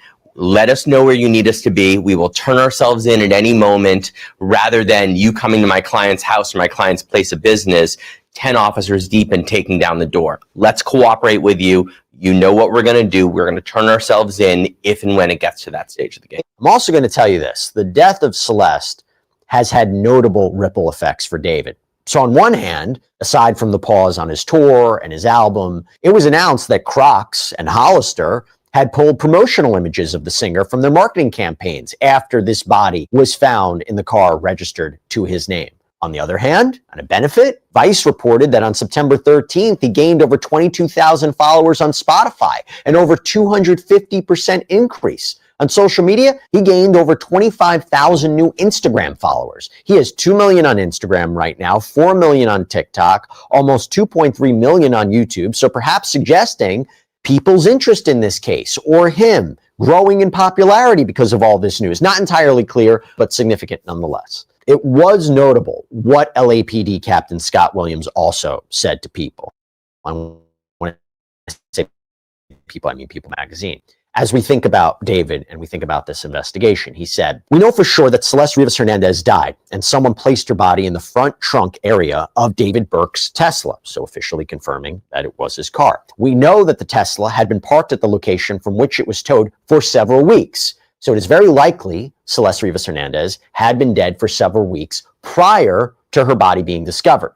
The Los Angeles County Medical Examiner has not determined a cause or manner of her death, so we don't know for sure if anyone has any criminal culpability for her death beyond the concealment of her dead body. In other words, did someone find her dead? Did she die under other circumstances? They panicked and tried to hide the body. Now, having said all that, and while there's no concrete verified evidence attaching David to the death of Celeste, again, he's not a person of interest, not a suspect, I did ask William Corman what an arrest would look like in this kind of case. If there is some sort of action in this case, what will it look like and what can we expect? I imagine that the first thing that would happen is there would be an arrest of David. I'm imagining, or someone else, or someone else, right? Someone will be arrested in this case, I imagine. And if it is somebody like David, whose attorneys have already been in touch with the prosecution, they'll most likely arrange a time for him to turn himself in. If it's someone else, someone random off the street, someone whose name we don't even know, that person could obviously just be arrested at the spur of the moment. But that's where the investigation is right now. We will see what happens next. We will continue to follow updates here on Sidebar. And as always, thank you so much for joining us and following us. You can follow us on Apple Podcasts, Spotify, YouTube, wherever you get your podcasts. And you can follow me on X or Instagram.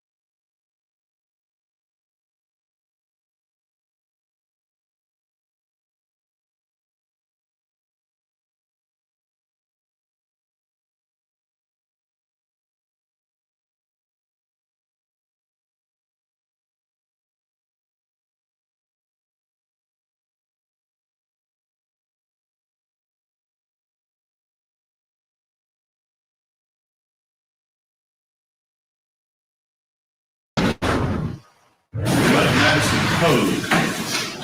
Mr. Gamble was present. We had a court. I'm here, Your Honor. Yes. We had Chief's present in the courtroom, Your Honor. We are already subject to certain motions that are filed. Mostly have been resolved, but there may be a few issues, but we agreed, District Attorney and I agreed to specially set this case. It's not ready for this calendar. We had talked about possibly November, but I think it might even go a little bit further down. Well, we had said November, but then as it turns out, the November trial week actually is a December trial. This is December 1st. And I think we agreed that this was going to be my first case on the week of December 1st. That was my understanding, and what I would ask the court to do, there's a motion and plea day for that calendar on November 19th, but the motions in this case may end up. I mean, I don't think they're going to be in a long time today, but they possibly could. But so the court has a routine day on November 17th, which is the same week.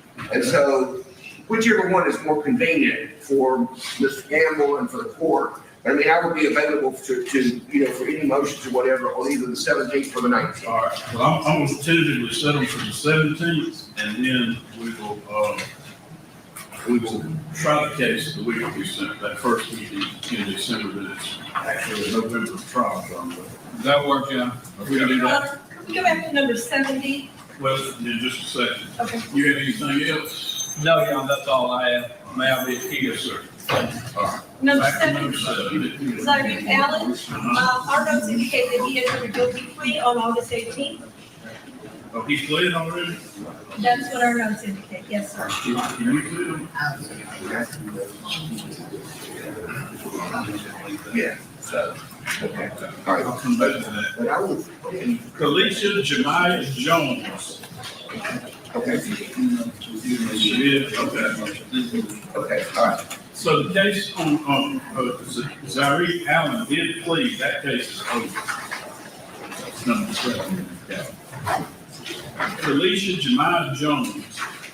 She's at the LEC. I'll continue with not guilty.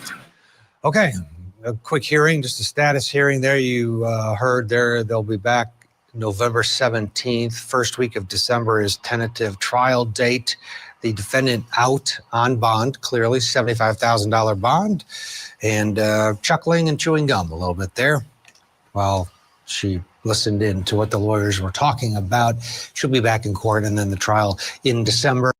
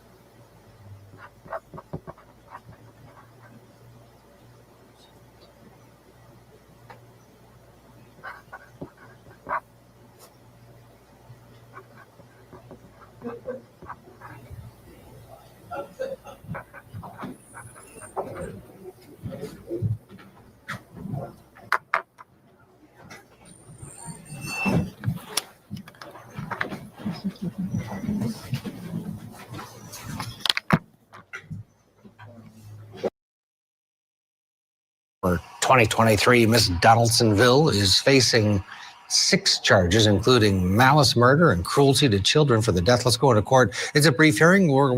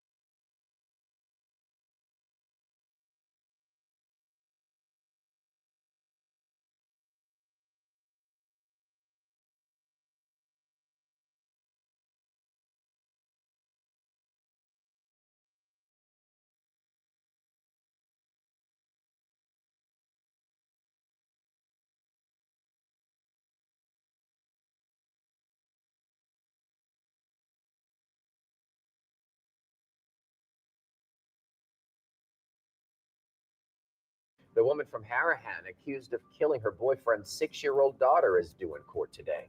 Yeah, we expect to see Bunak Handalainen in court today, the last appearance before her case goes to trial. She's accused of killing 6-year-old Bella Fontenelle at her boyfriend's home back in April of 2023. Investigators then say Landon beat the girl to death, put her body in a bucket, and left that bucket on the girl's mother's front lawn.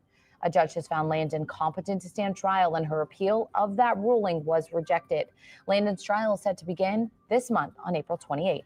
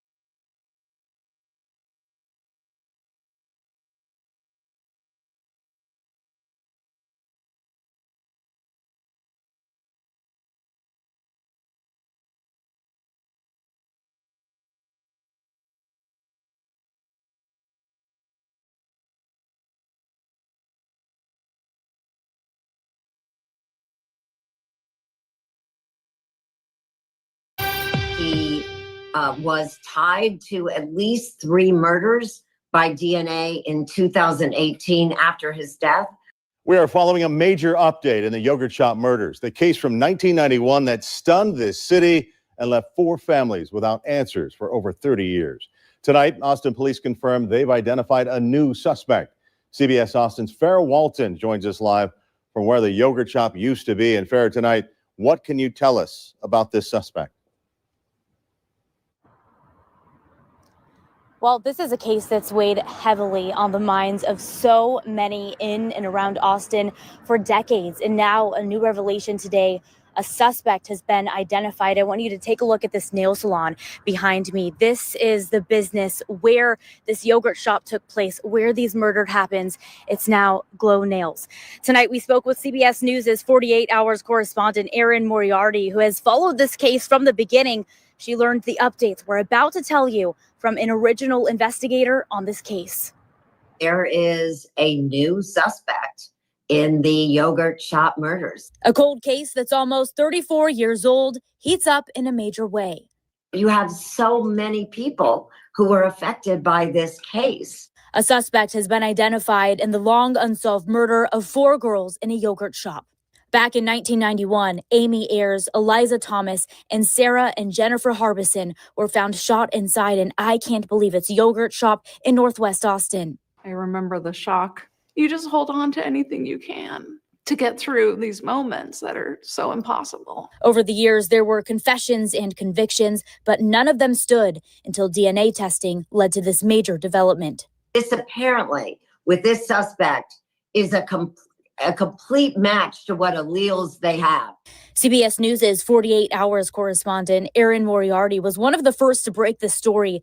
She says one of the original investigators on this case, retired Austin Detective John Jones, confirmed serial killer and rapist Robert Eugene Brashers is now a suspect in this case. He says Brashers died by suicide during a standoff with police in 1999 with a gun that possibly leads back to the murders. The gun that he used, which reportedly is a .380, is consistent, again, reportedly, with a casing found at the yogurt shop. I don't know that the city of Austin has ever been the same. The place was set on fire. With people remembering the innocent lives taken too soon. This may really be the resolution to a case that has gone on way too long and has ruined way too many lives. And Detective Jones looks to stay true to a pledge he made to the families. The next time they saw me with that green and white shirt on, that was a signal to them that, we knew who did it. He went to Corpus Christi to officiate a soccer game. And he said, no, I don't have it with me, but I've got to go get it. And Austin police confirms the break in the case today, saying in a statement they never gave up working on it. They plan on holding a press conference on Monday to release any additional information they can on this case. Walt. Now, Farrah, Detective Jones says this suspect has also been linked to other murders in the 1990s.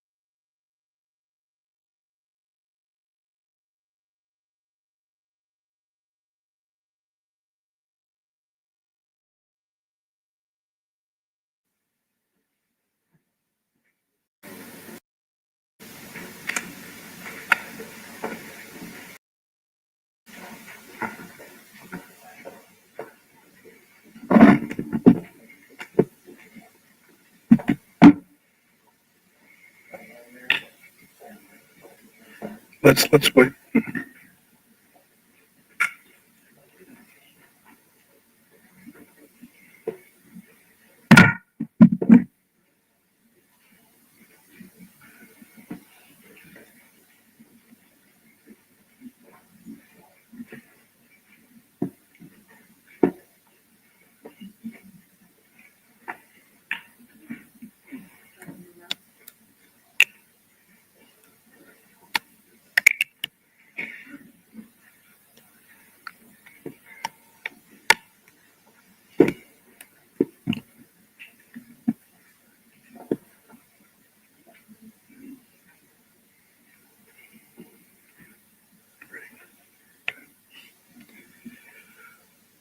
Good morning, everyone. Thank you to all of you that are here with us today this morning. I'm Austin Mayor Kirk Watson, and please let's begin today with a moment of silence for Amy, Jennifer, Sarah, and Eliza, and for their dear families.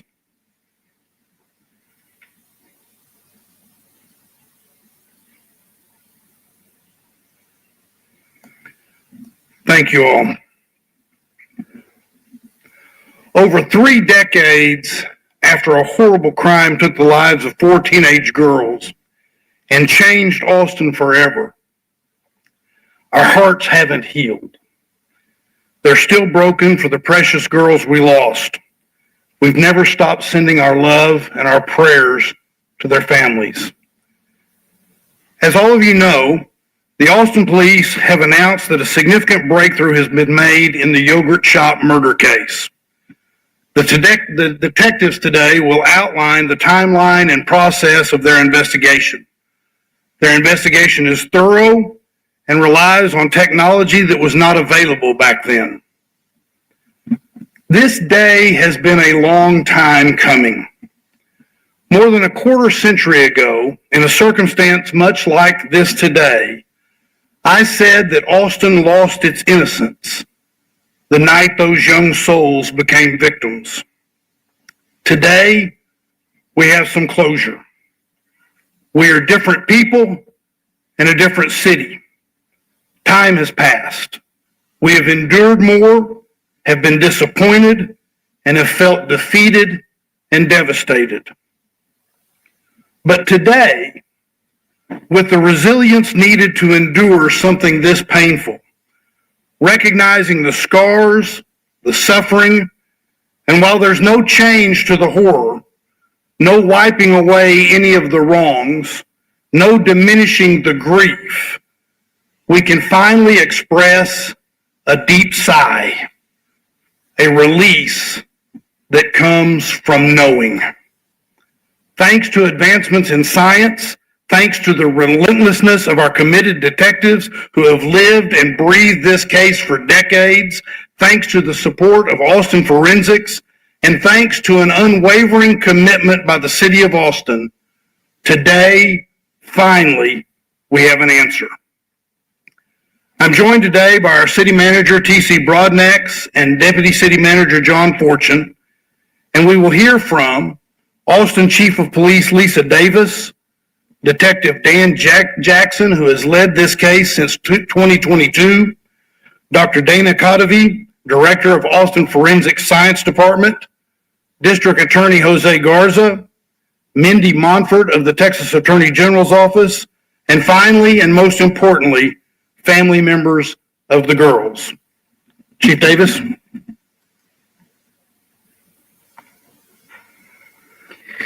Thank you, Mayor Watson. After 34 years, the Austin Police have made a significant breakthrough in this case. This is one of the most devastating and haunting cases in this city's history. This unthinkable crime has weighed heavily on the hearts and the minds of the family, the community, and the detectives who have tirelessly worked this case. As a mother, I cannot begin to imagine just the grief and the pain that you have endured. For the families of Amy, Eliza, Sarah, and Jim, today marks a critical step forward in honoring not only their memory, but getting at truth and accountability. We now have evidence linking a specific individual to this case, Robert Eugene Brashers. The only physical evidence located at that scene has been matched to him. Brashers died by suicide in 1999 after a standoff with police in Missouri. And his DNA has since been, and before this connection, he has been connected to murders and rape. I am grateful for the advancements in science and technology that have allowed us to uncover this critical evidence, identify Robert Eugene Brashers, and move closer to delivering long-awaited answers for the family and our community.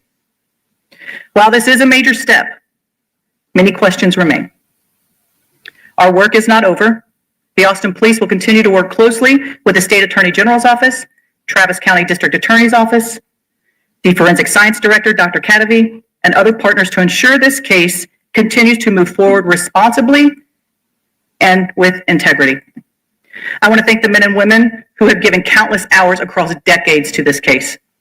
They have kept this case alive and in the memories of many here in Austin. Their commitment demonstrates the will to never give up and what it means to seek justice and to seek truth. And their work will have a ripple effect across this country when they assist with other investigations. At this time, I'd like to introduce Detective Dan Jackson, the lead investigator of this case.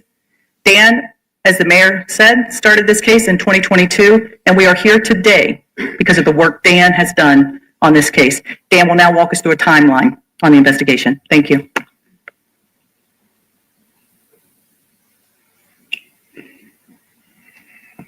Good morning, everyone. My name is Daniel Jackson. I'm the lead detective, as she said, and I've been on the case since 2022.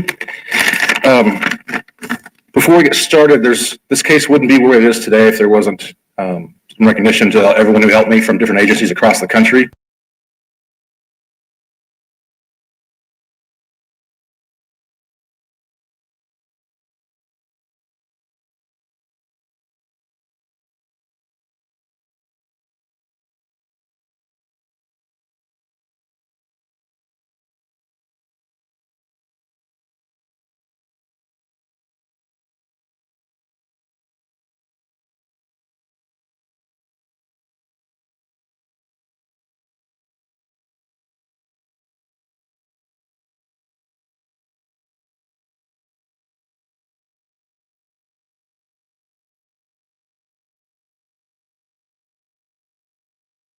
So when I name you, if you wouldn't mind standing up so everyone could appreciate the work you've done over the last few years. But first, I'd like to thank the Texas Attorney General's Office Cold Case Unit, the Texas Rangers, DPS. Y'all can stand. DNA Labs International, Signature Science, and our case management staff at our forensic division, the ATF, Missouri State Police, the Greenville, South Carolina Police Department, the Kentucky Police Department that I can't name specifically because they're still working on their case, but which we'll get into later. Steve Kramer and Steve Bush at Indago Solutions, Anne-Marie Schubert, Dr. Bruce Bedoli, and Dr. Colleen Fitzpatrick. Okay, so I'm going to walk you all through how we got to where we are today. I'll start with a brief overview of the history of the case, but what I'm not going to do is go into the details of that aspect of the investigation because it wasn't my investigation. And so I'm just going to kind of generalize and get you guys caught up to speed of how we got to where we are now. Okay.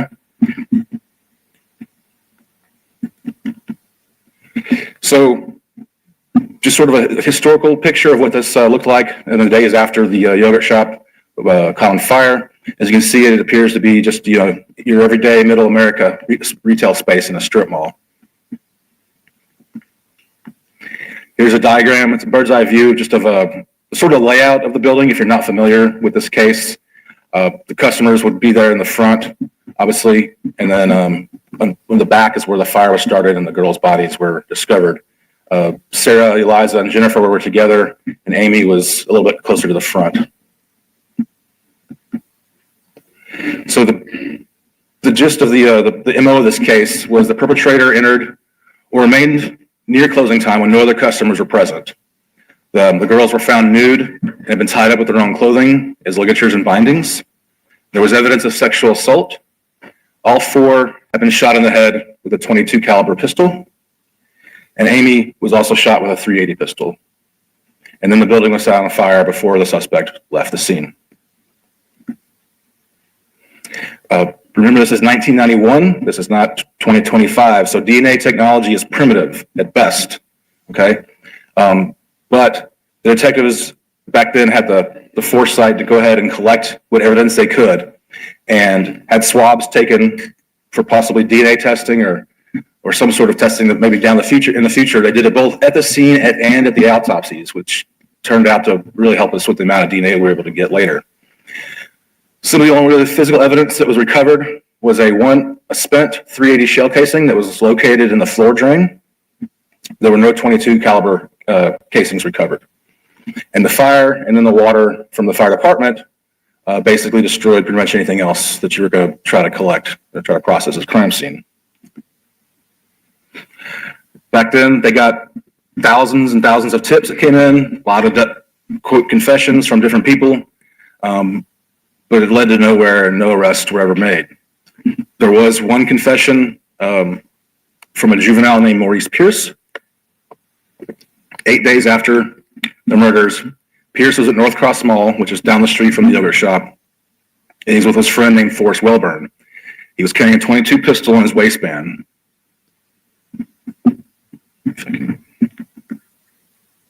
He was 16 at the time, and he was arrested for the possession of the pistol and taken down to the homicide office, where he was interrogated for several hours by Detective Hector Polanco. At the end of it, he confessed, and the next morning he spoke to the lead detective, Detective John Jones, as well.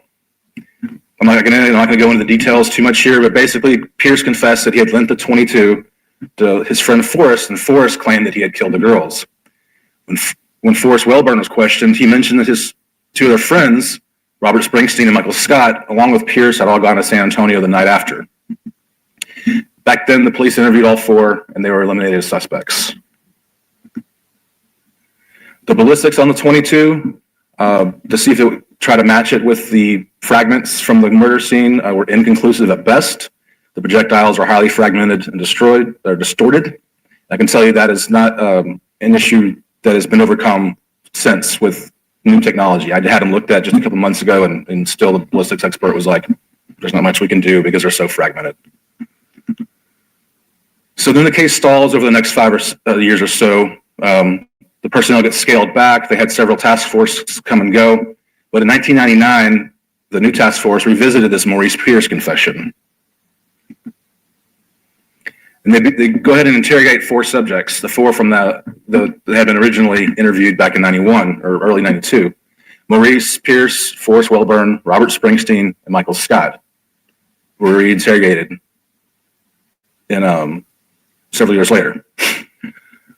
During the interrogations, they were able to get confessions from Robert Springsteen and Michael Scott. They were not able to get confessions from Forrest Welburn or Maurice Pierce at that time. All 4 subjects were arrested for capital murder in 1999. Forrest ended up being no-billed by the grand jury, and Pierce's charges were eventually dropped. Michael Scott and Robert Springsteen were put on trial separately. Both were found guilty, pretty much based on each other's confessions and implicating each other. Michael Scott received life without parole, and Robert Springsteen received the death penalty. There was never any physical evidence linking them to the yogurt shop. Of course, they go through the appeals process like any other murder trial. While they're on appeal, or while they're appealing their conviction, a landmark Supreme Court case comes out called Crawford v. Washington. It reformulated what hearsay statements can be admitted in criminal cases under the 6th Amendment. Basically, you can't use someone else's written or videotaped confession against somebody else if they themselves are not taking the stand. You can't cross-examine a video. You can't cross-examine a written statement. And so that's what was used in their trials. The Texas Court of Criminal Appeal granted them a new trial for Springsteen and Scott. So in preparation for the new trial, the district attorney's office and the police department decided they needed to get some physical evidence to link them to the crime. By this time, DNA had come a long way, and we had a new technology called YSTR, YSTR testing. YSTR testing looks at genetic information on the male chromosome only, and they were able to get a profile from a asexual assault kit that had 16 markers or 16 locations with genetic data on it on the Y chromosome. The kit only tests for specific 16. All 4 of the original suspects were excluded from this profile. In 2009, the charges were dropped pending further investigation. Then over the next several years, hundreds of reference samples were collected for elimination or suspect profiles. First responders, family, friends, any potential suspects, associates. I think we tested 300 or 400 different people in this case over the years.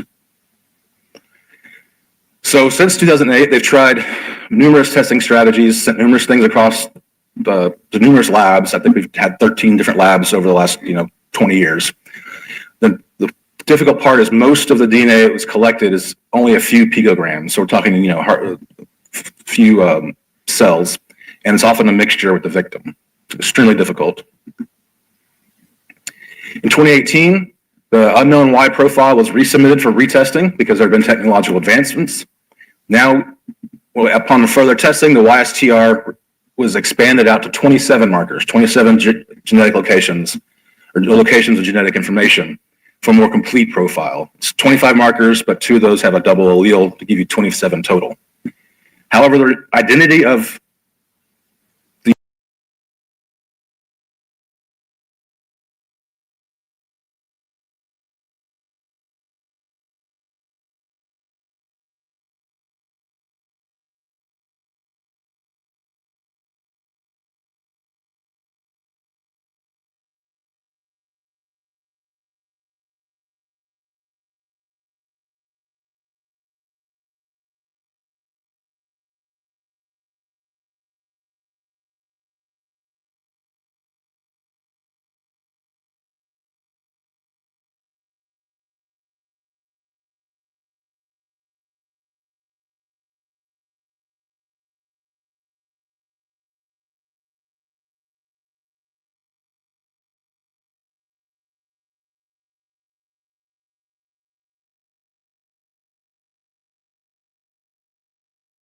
the profile remained unknown. But also about this time, we're starting to find this YSTR profile on other items taken from the girls or other swabs. I inherited the case in June of 2022 and spent the first few months sort of reviewing it. But one of the first things I did was I met with a group of subject matter experts on DNA and genealogy, and we sat around a round table. They were having, some of them are here today, and they were here for a conference, so I was able to get them all in one room together. And we sort of went through the evidence. I wanted to know what I had and what I could do with it. And we kind of came up with a tiered system of best to worst things that we might be able to do something with. And that's where this all kind of hatched. Several items were tested and we didn't have a whole lot of luck, but fast forward to late June of 2025. I was researching the spent 380 casing that was found on the floor drain to see where it was now and what we could maybe do with it, if anything, and just researching the chain of custody. I don't know what made me go down that rabbit hole that morning, but I did, and I'm glad I did.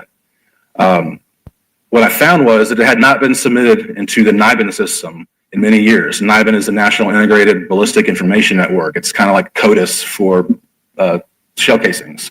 You can put it in there. It'll tell you if it's linked to other shell casings and other crimes. It had been put in there a couple times, but it had been a long time. So I spoke with the ATF guys here. A couple of them are here. Jonathan, you're here. And I asked him about it, and he said, well, whether it's in there or not, if it had been many years, resubmit it, because the software has gotten so much better. I mean, we're talking like 3D stuff now. So go ahead and do it. It's not going to hurt. And of note, and this is important later, the original ballistics report said that in all probability, the weapon used from that 380 projectile was limited to an AMT brand backup model 380 handgun that was used to kill Amy. So that's important later. The morning of July 2nd, the ATF sent the 380 cartridge, and that afternoon I was notified of a hit out of Kentucky, an unsolved murder out of Kentucky. So I can't name the name of the city. They haven't done their press release yet, but they know who they are, and they did a fantastic job. But myself, a couple of others from the cold case unit, and Mindy Monfort from the AG's office, we flew up to Kentucky to review our cases with their detectives. And the murders did share similar details. Can't go into those. But in the preliminary NIBIN results indicate a presumptive positive correlation between the two casings, indicating the same gun was used in Yogurt Shop as it was several years. I'm not going to even tell you the date. Oh, it's up there, 98. So all the way to 1998. When we traveled up there to Kentucky, I took the casing with me so we could do a one-to-one by a tool mark examiner for definitive comparison as required, just like if fingerprints and DNA, you still have to do the one-to-one to get it definitive. Results are pending. We should have those this week, but NIBIN has a crazy high accuracy record, and it's also gets peer reviewed before we even send it. So it's in all likelihood. But aside from the MO and the NIBIN hit, there were no obvious links between the two cases.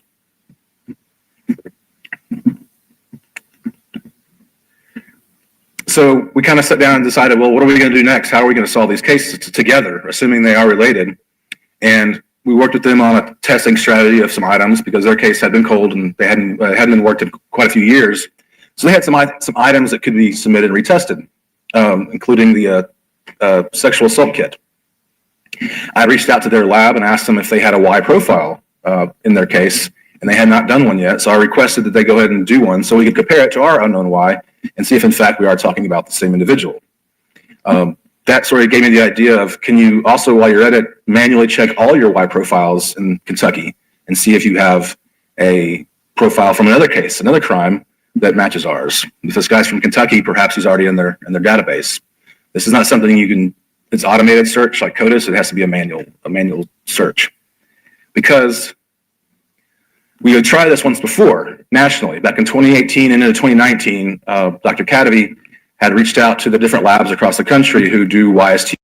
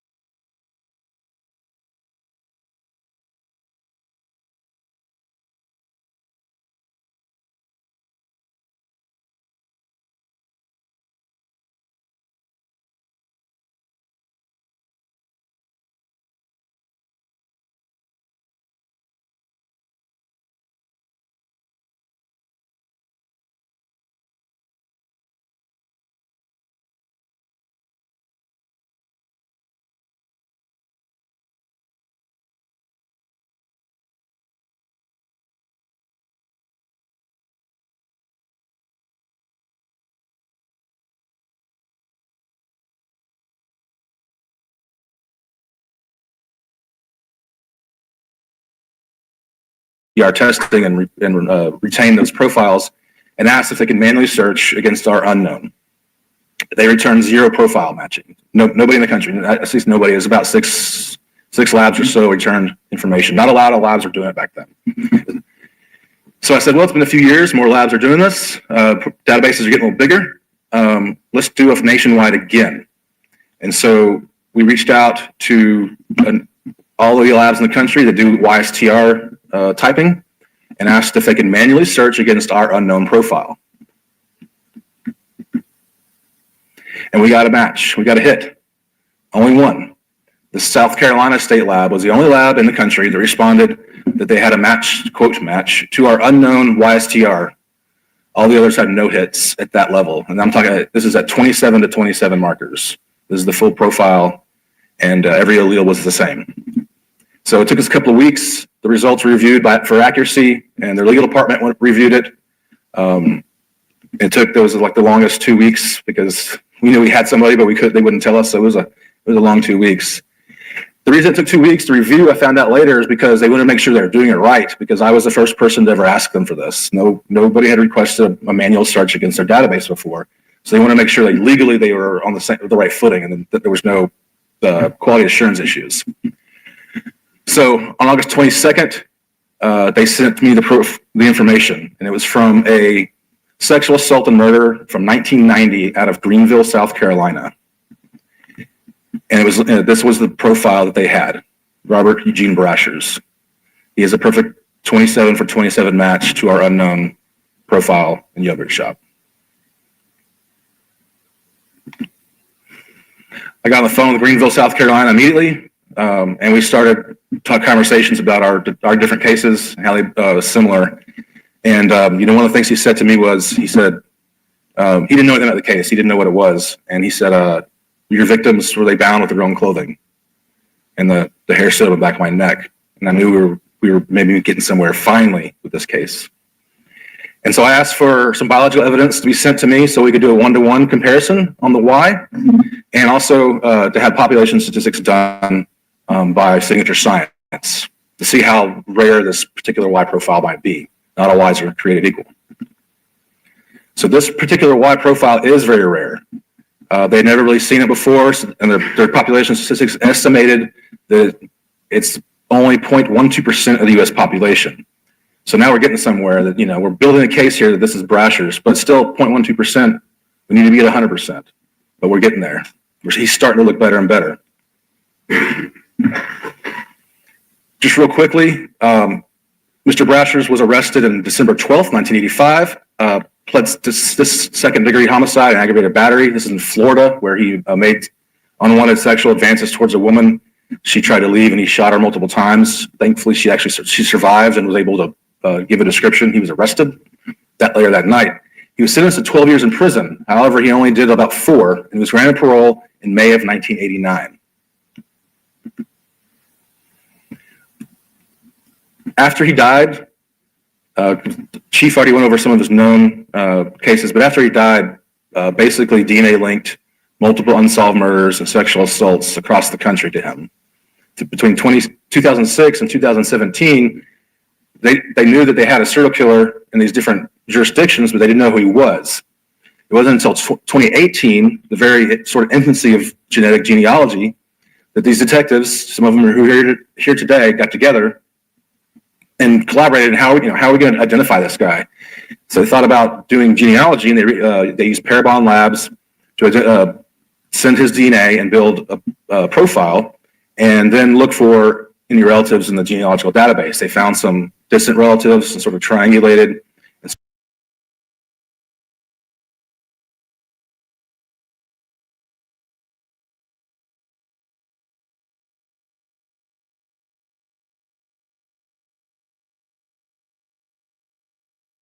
So kind of built his family tree, and they said, this Brashers guy's got a violent history. You should probably get reference samples to see if it's him.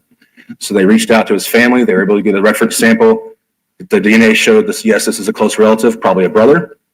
So at that point, they got a judge's order to have him exhumed out of Arkansas, and they retrieved biological evidence from the body to develop a profile for CODIS.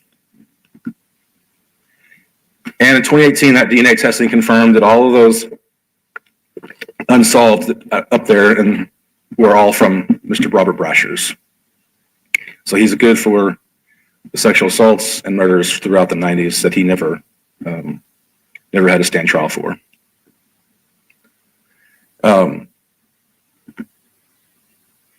So talking to the detectives, they told me how he had multiple, and we found this out too, but that he had multiple fake IDs. The guy even faked his own obituary and put it in the newspaper to establish a new identity.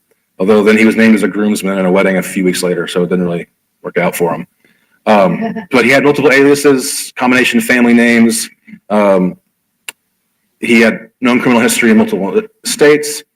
And according to his daughter, she was interviewed years later after this all came out, and she said, yeah, well, he would travel for work and was gone weeks at a time. That, she didn't think about it back then as a child, but looking back, it was kind of odd. And her mom would ask her to call the dad by a different name at times. So we start researching this guy on our end. How is he related to our case? I'll take you back to December 6, 1991. The yoga shop murders occurs about 11 p.m. We start researching Brasher's, figure out what he's doing around this time, where he's at. December 8th, 1991, less than 48 hours after yogurt shop, Robert Brasher's is stopped at a Border Patrol checkpoint going westbound on I-10 between El Paso and Las Cruces. It was a random cold stop, just like any time you go through a border checkpoint, except the Border Patrol agent realized something was up. He didn't like the way Mr. Brasher's was answering, seemed kind of suspicious, and so he looked into this guy a little further, ran his plate, and it showed to be a stolen car out of Georgia. It was said stolen on November 29th. During this interaction, he was also in possession of a .380 pistol. That .380 pistol was an AMT backup model, that serial number, the A75213. This is the same make and model identified by ballistics as the weapon used in the yogurt shop. He actually did evade from there. He was able to get back into his truck and drive down about a mile, but then he stopped and gave up. We believe he probably threw out any other evidence he may have had from the yogurt shop, possibly the 22, because it was very dark out there. There's no artificial light. So he's charged with auto theft and felon possession. It goes federal. He does about 4 years. However, at some point, the gun is released back to his father, which is not an easy thing to do. You got to jump through a bunch of hoops to get your gun back after a crime. But it is released to his father because Brasher's really wanted that gun back. His YSTR has been found in the following 3 places. This is 3 sexual assault kits of those young girls. There are limitations to YSTR. While this guy looks good, we're building a case, there are some limitations. It only looks at markers found on the male chromosome, so if you ever had a female suspect, you're out of luck. It's not necessarily unique to one individual, like autosomal STRs used in CODIS. STRs are passed down paternally. So me and my brother have the same YSTR profile, unless there's some sort of mutation. So the further away you are related, you'll see more mutations. Certain combinations of these alleles are more frequent than others, so you could get several, quote, hits from a database that have no relation to the crime. They're really good at eliminating suspects and donors, but are difficult for a positive ID. It's hard to get 100% or with certainty with just a YSTR. It's a statistical probability of how many people are expected to also have that same Y. In this case, we know Mr. Brasher's had a unique Y at 0.1% of the population. So September 15th, we took additional items to DNA Labs International, and we're trying to figure out how to get from we're pretty sure it's him to we know it's him. Now, these items have been previously tested in years past, and while they were screened for male DNA, they were very, very low quant and very fragmented and degraded. So they were preserved. Of maybe someday we could do something with this, but we can't today. We would just be wasting the DNA because we don't think we're ever going to be able to get enough DNA for a CODIS upload. There's just not enough quality or quantity to meet the threshold that CODIS requires to search. So you would just be consuming DNA for no reason.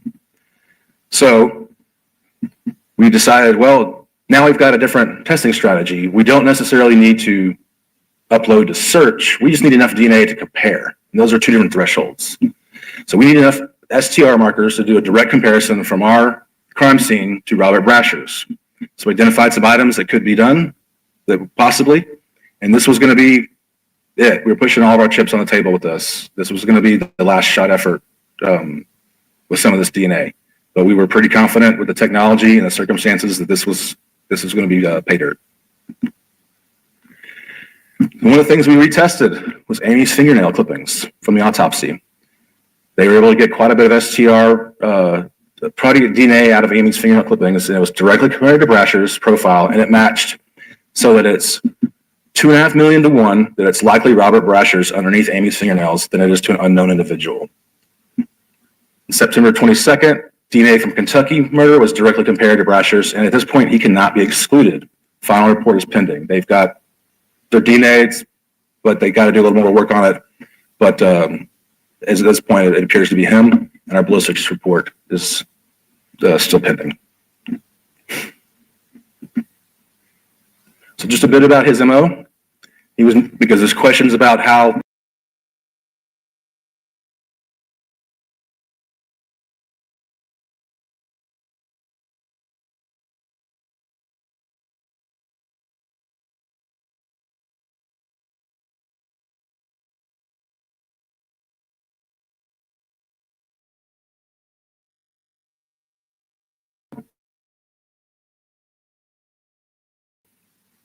he was known to carry multiple weapons. We have that documented in other cases. He's known to tie his victims, sometimes with their own clothing. He's known to sexually assault young female victims when given the opportunity. He often shot the victim in the head, and in Kentucky, we know it was the same gun in similar details to Yogurt Shop, and now similar DNA. At this point, there's no physical evidence that links Springsteen, Scott, Pierce, or Wellborn to the Yogurt Shop crime scene. There's no evidence that connects the previous 4 suspects with Robert and Gene Brasher's either. The surviving victims of Brasher's violence always reported he was alone when he acted. He never was known to have an accomplice. And we have a documented case because they survived where he was able to do a home invasion. He controlled 4 women alone, tied them up, and sexually assaulted one of them in 1997 in Memphis. So that's something he is able to do, is 4. In 1999, after standing off with police, he had 2 guns during then, but he chose actually the lesser powerful one of the 2 to kill himself with. He used an AMT 380 model backup pistol with serial number A75213 that he was stopped with 2 days after Yogurt Shop. Same gun. Now, I just want to reiterate that this is a combination of technology, good police work from multiple agencies and cooperation, and timing.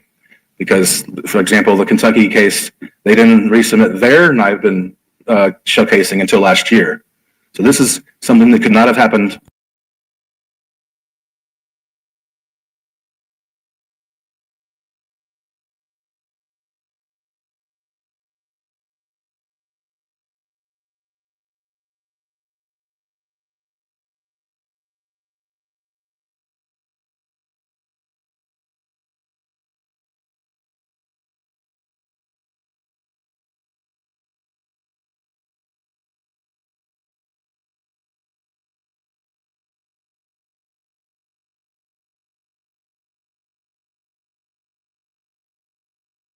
Until 2025. And I'm sorry that it took 30, 40 years for us to get here, but we're here now. And,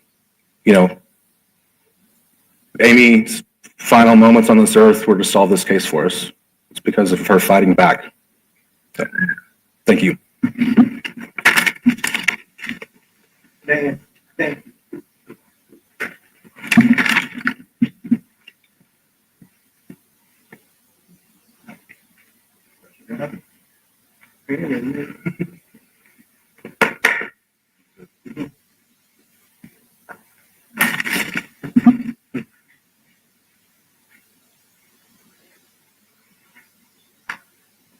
Thank you, Detective. I'm Dr. Dana Cadavy, Director of Austin Forensic Science, and I would like to start off with expressing my condolences to the families and all of those in our community that have been deeply impacted by this tragic case.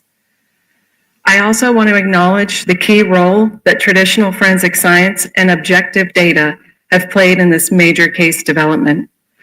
Austin Forensic Science and Austin Police have been actively working together, sometimes daily and hourly lately, along with dozens of partner agencies, forensic laboratories, and nationally renowned subject matter experts, leveraging this collective expertise and power, combining excellent police work with objective forensic evidence.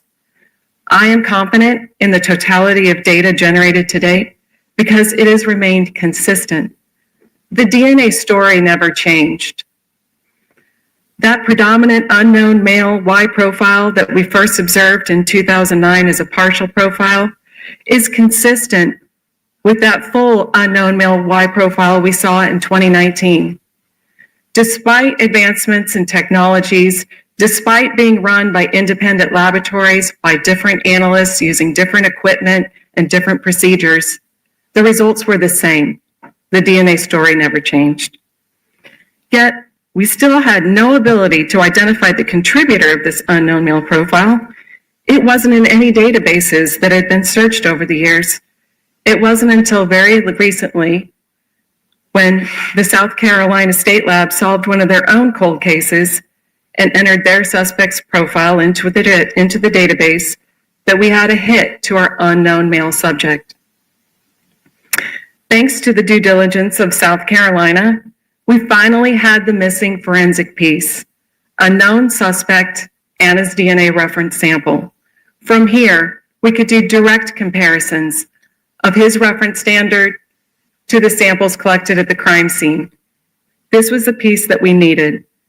With these direct comparisons complete, we now have the data to indicate, with very strong statistical support, that Robert Brashers was indeed the contributor to intimate victim samples collected from the yogurt shop crime scene. Given the totality, the consistency, and the strength of these data, I am confident in the update that we're providing to you today. I want to thank you and introduce District Attorney Jose Garza.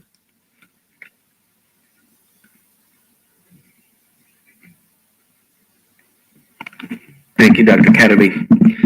Good morning. My name is Jose Garza, and it is my privilege to serve as the Travis County District Attorney, and I'm so very honored to be with you today. At the Travis County District Attorney's Office, we have never forgotten about Amy, Jennifer, Eliza, and Sarah. Our hearts will always be broken for you. To all of the family and friends who have loved and grieved for Amy, Jennifer, Eliza, and Sarah, we know that there is no way to make right what happened to them. We are committed to supporting you in any way that we can during this time. I also want to take a moment to thank the Austin Police Department and Attorney General's cold case units, along with the forensic analysts who have worked on this case.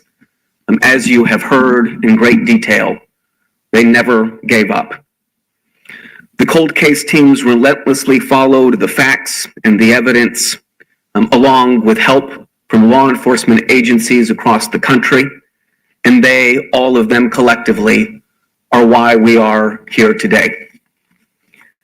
And we have a responsibility to remember the path that we walked to get here. In October of 1999, Michael Scott, Robert Springsteen, Forrest Wellborn, and Maurice Pierce, who were all between the ages of 15 and 17 at the time of the crime, were arrested for the murders. There was no physical evidence tying them to the crime. Mr. Scott confessed after an 18-hour interrogation. Mr. Springsteen confessed after a 5-hour interrogation, and both confessions implicated the other two boys. Both later recanted their confessions and said they were false and coerced. In 2001 and in 2002, Mr. Scott and Mr. Springsteen were convicted of capital murder. Mr. Scott was sentenced to life in prison, and Mr. Springsteen was sentenced to death.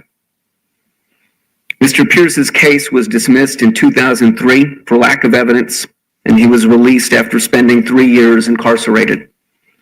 The cases of Mr. Scott and Mr. Springsteen were eventually overturned in 2006 and 2007 because of constitutional errors during the course of their trials, and they remained incarcerated until 2009. In 2009, DNA testing found biological evidence that did not match any of the 4 boys, and on the eve of retrial, their cases were dismissed pending further investigation by the Travis County District Attorney's Office.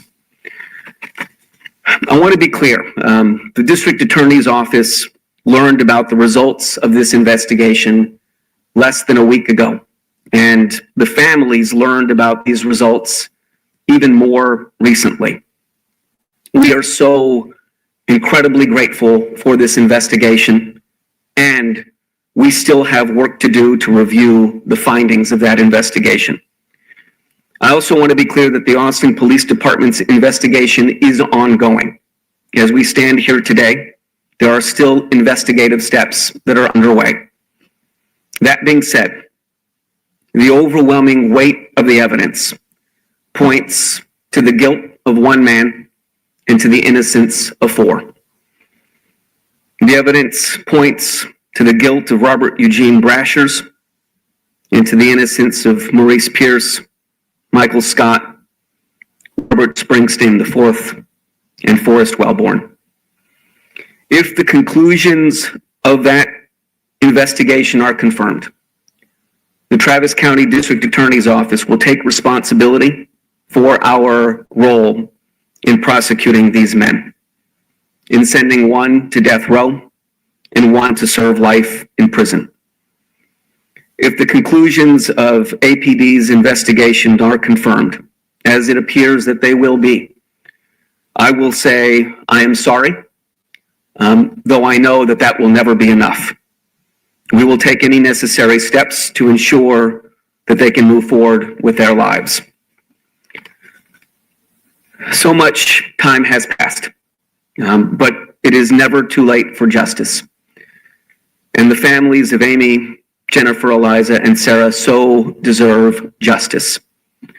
Once the Austin Police Department has completed their investigation and transmitted the results of that investigation to our office, we will work with all of you to pursue justice through our legal system.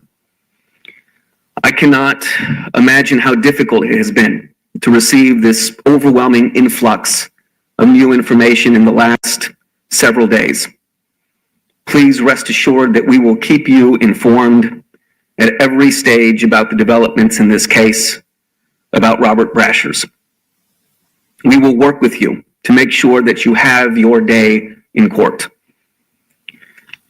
Since 2017, Mindy Monford has doggedly pursued justice in this case from inside the Travis County District Attorney's Office and the Texas Attorney General's Office.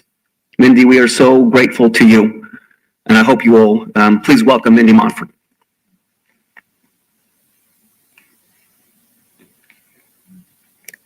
Thank you, Mr. Garza.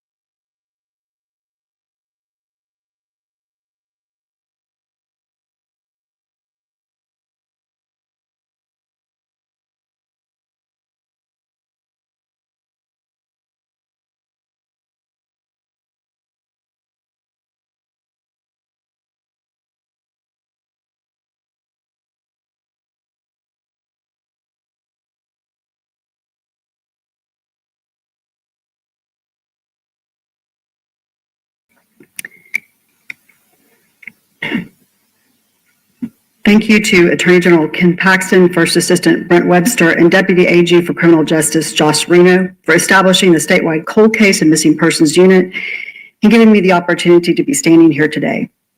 Their courage and leadership to address this need for resources in Texas shows what can be accomplished if we are willing to break down walls and collaborate for the benefit of victims and their loved ones. I want to recognize the members of the cold case unit that are here today because they didn't stand up earlier. Joel wave. They really work hard to help law enforcement agencies across the state of Texas with their unsolved homicide cases.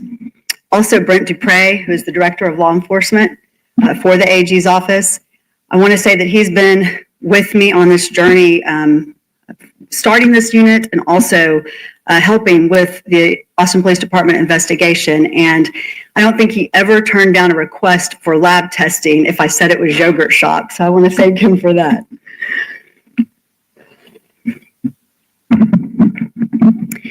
In 2017, I was called into one of my first meetings as the first assistant district attorney with then Travis County District Attorney Margaret Moore. It was to meet with Bob and Pam Ayers and Sean and Angie Ayers, family of Amy Ayers. She had been tragically murdered in the yogurt shop murders, and I remembered the case well since I'd lived in Austin since 1976 and grown up in Northwest Hills near the yogurt shop. The intent of the meeting was to tell us to never stop looking into the case and please continue the investigation no matter the expense. We assured the heirs that money would never be an object to get to the truth, and DA Moore assigned the case directly to me and explained it would be one of our top priorities. Bob Ayers and I had a little laugh the other day as we both recalled the tears in my eyes as we left the meeting that day. I was trying to think maybe he didn't see me crying that day, but he called me out the other day. I was so incredibly honored and humbled and proud to be entrusted with an important case such as this one. I promised the family that day I would never give up on this case. It would be one of the most memorable moments of my career until this past Friday when we met again with the families and we gave them the news about Robert Brashers. In 2021, with the help and inspiration of Angie and Sean Ayers, and with the backing of Attorney General Ken Paxton, the AG's Cold Case and Missing Persons Unit was created to support law enforcement agencies across the state with their unsolved homicide investigations. And I was given a new opportunity to work on unsolved cases around the state. I remember when Sean and Angie Ayers came to speak in support of the idea of creating a statewide unit. And they commented, the creation of this unit might not help our family, but if it helps other families, then this could be a pretty good thing. Sean and Angie, thanks to your selflessness, you've not only helped other families, but you helped your own. And I bet you didn't think when you said those words that day, we'd be standing here. In 2022, our unit began collaborating with the Austin Police Department on the yogurt shop murder case. And I found myself getting to work on this case again. Of course, I never really stopped. Since that time, we've worked hand in hand with APD. I've personally seen the hard work and dedication the department has devoted to this investigation. I realized recently there's been a little documentary series out there, and a lot of people are saying, oh, thank God APD has finally worked this case. As someone who has worked pretty much nonstop on this case with APD from 2017, I want to tell you there can be nothing farther from the truth. I have personally observed the Austin Police Department work on this case nonstop. They have never stopped following leads, testing evidence, and trying to seek the truth. We still have work to do on this case, and we will continue this journey with APD as long as it takes and as long as they will have us. And as a statewide cold case unit, we will continue to investigate potential unsolved cases that might be related to this suspect. I would urge law enforcement and the public to reach out to our office or the Austin Police Department if you believe you have information on Robert Brashers. His crimes involve similar circumstances, as Detective Jackson told you.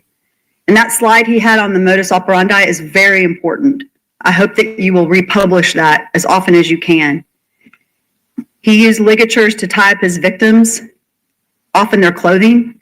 He used a firearm, most often a .380 or a .22, with gunshot wounds to the head of his victims. He sexually assaulted his victims, often young girls, and sometimes, as we've seen, he set fire to the crime scenes. If you have information, we'll be posting tip lines for both our office, the cold case unit of the Attorney General's office, and the Austin Police Department.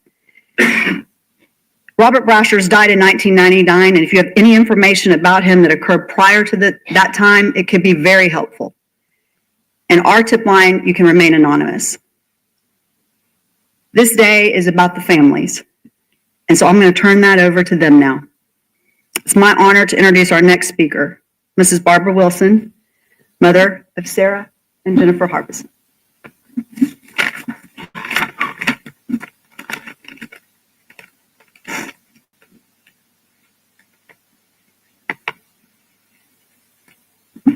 I'm really excited about being here. It's been a crazy couple of days, and I just really came here to say I'm full of gratitude. It has been so long, and all we ever wanted for this case was the truth. We never wanted anyone to go to jail or be charged with anything that they did not do. Vengeance was never it. It was always the truth. And I'm here to really talk about the police department and how involved and supportive they have been from the very beginning. We have Mike Huckabee, and please keep him in your prayers. His health is bad. So, and him and John Jones, they were the first people that we fell in love with on the force, because they told us about what had happened. And starting with those guys 34 years ago, they have been in our lives and our families all of this time. And every officer that I see in Austin that has been there for us and loved us, and what they have done, people don't understand how hard they work. Everybody is concerned for the solving of the case. Everybody was concerned about all of us here, because they know the tragedy was so painful and continues to be. But I really just came to say thank you for the Austin Police Department and all the love and support that you have given us over these 34 years. And I thank you for that.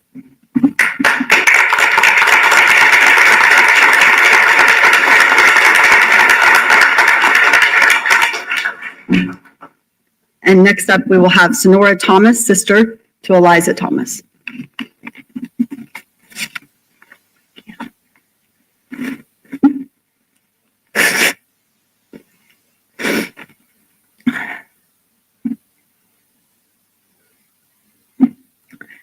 Ten years ago, my mom died.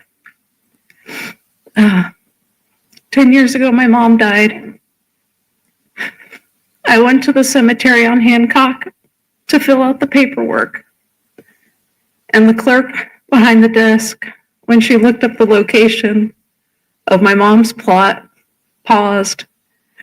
And then she said, "I've lived in Austin for so long. Please know that your family has always been in my prayers." I hadn't lived in Austin for 20 years at that point, but it was such a comfort to hear this woman's words without even saying anything to her about who I was. The outpouring of love from strangers because of these tragic circumstances has taught me about the nature of humanity. Living through something like this, you would think that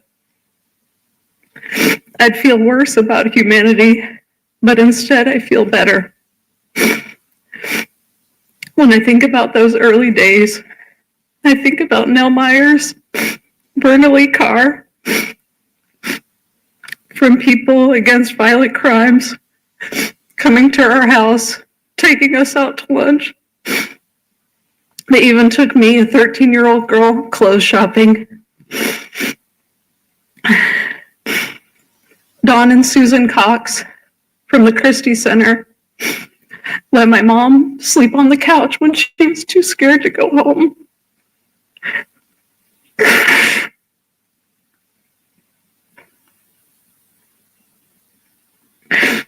Then there was the memorial company that donated the headstone, and the Lanier student who played taps at the funeral, and John Jones, who was there from the very beginning, who still answers my phone calls.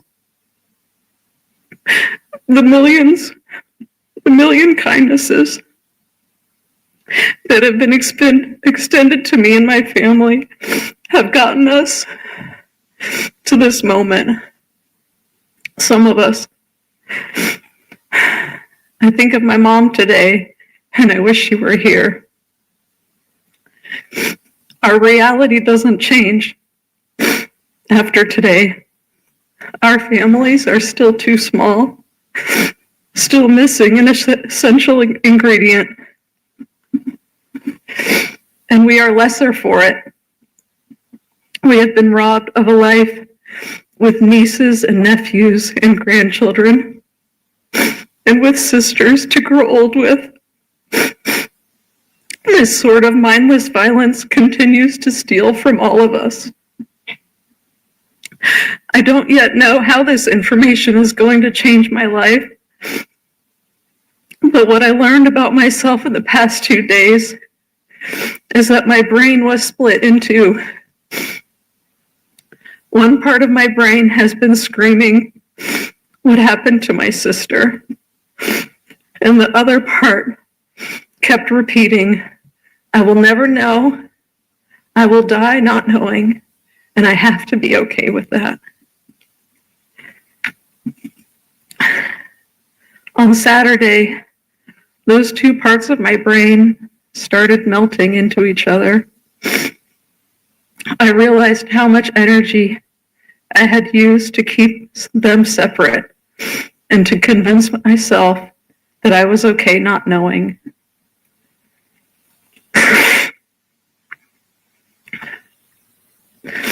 A few weeks ago, a reporter asked me, "Do you think this will ever be solved?" And I didn't skip a beat. I said, "I can't think about that.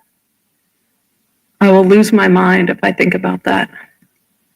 I have to focus on my work, helping my clients and my groups as a therapist. But now I can have both.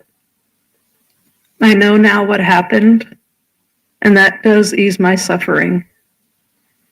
And I can continue to pass on all the kindnesses that have been shown to me over the decades and hope that I can ease the suffering of others." Thank you so much.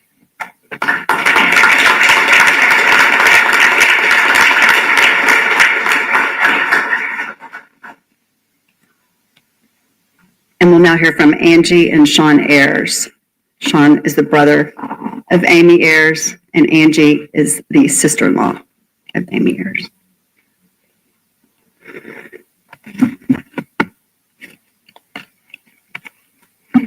I'm old school. Thank you for letting us have the chance today to speak. We greatly appreciate it. My name's Sean Ayers. I'm the son of Robert and Pam Ayers, Amy's big brother. I'd like to first thank God for giving us all the strength and perseverance for the last 34 years to finally have a little end to it.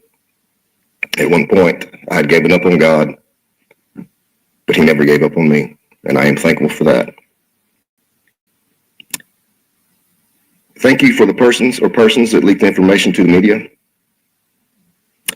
Thank you for the bombardment of texts and calls we got minutes after we found out from a face-to-face meeting with APD.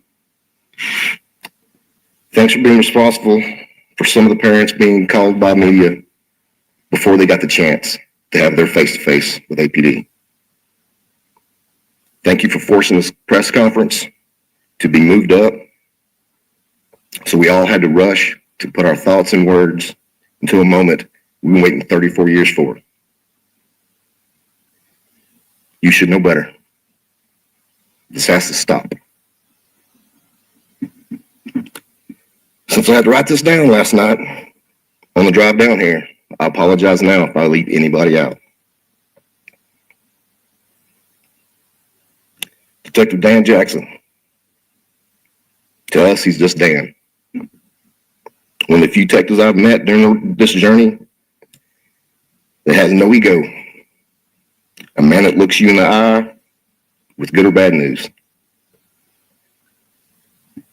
Hold on, I gotta put these on. A man that does what he says with no excuses.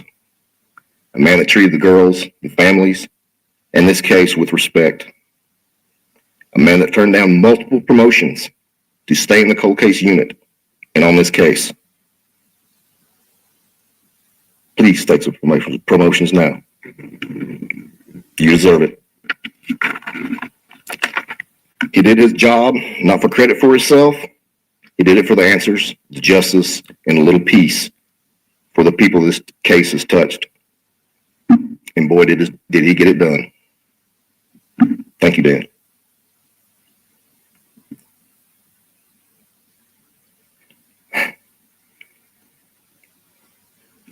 Mindy Mumford, last of the Mohicans. Mindy has been there since the beginning. And yes, she told us face to face that she would never stop fighting and never stop helping us. Not surprising, she kept her word. We have laughed and cried together, but she never backed away from the fight and always gave us hope, not with her words, but with her actions. I hope that you have an idea of what you mean to us. Me and my family. The world needs more Mindy Mumfords. Thank you, Mindy. Dan and Mindy thought outside the box, made some tough decisions, but they couldn't have done it alone. We still don't know everyone that has been involved this latest update. Thank you to every law enforcement officer from multiple local, state, and federal law enforcement agencies. Thank you to all the labs and their employees. Thank you to all the experts that had a hand in this.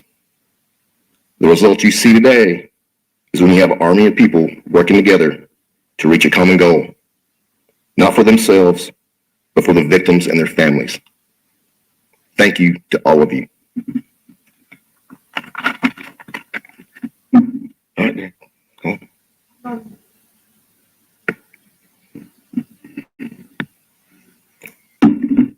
And the last one, the spark that lit the fuse, the love of my life, the mother of my children, and a badass of a human being, Angie Ayers. She is the reason I'm standing here at this press conference today. She's the reason this case is not in a box somewhere at APD. I asked for her help, not knowing what I was about to witness. With no experience, no idea where to start, what to do, she went to work. She started making phone calls to everyone that would listen, and the ones that didn't listen, she made them. She was a thorn in the side of many detectives, but she eventually gained the respect of all of them. She didn't take no for an answer. She never gave up when it was extremely hard, and she always said she didn't want to let us down.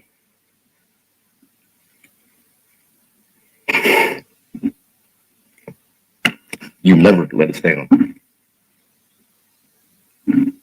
She's not a detective of any kind or legal counsel, but at this point, she could be a damn good one. I'm proud to be called her husband. I can say I never can repay her for what she has done. I'm gonna spend the rest of my life trying. I love you and thank you. To everyone that's ever sent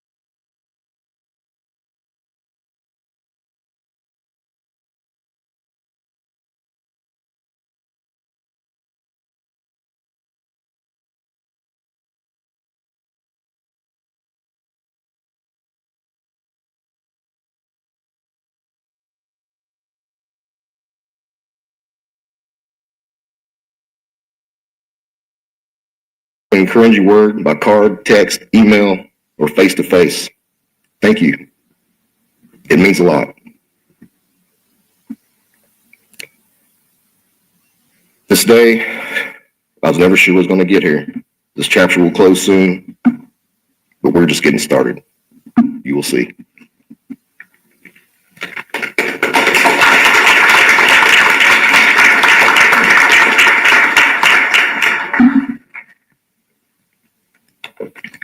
Sorry. Thank y'all for allowing me the time to speak today. There's been a great amount of emotion over the past few days that no one can explain unless you've experienced it. And to those that leaked it before all the family members were notified, shame on you. This has never been a story to us, these families. It's always been our lives, and we were forced to share it with the world. And the one day that we were trying to cope with it and take a breath, you took that from us. I hope that you never have to endure the pain that caused. With that said, I've already been introduced, so I'm sorry. I'm Angie Ayers, wife of Amy, who's brother to Sean. I'm sorry, wife of Sean, brother to Amy. My journey started 2 days after this murder. I was actually friends with one of the Harbison's cousins.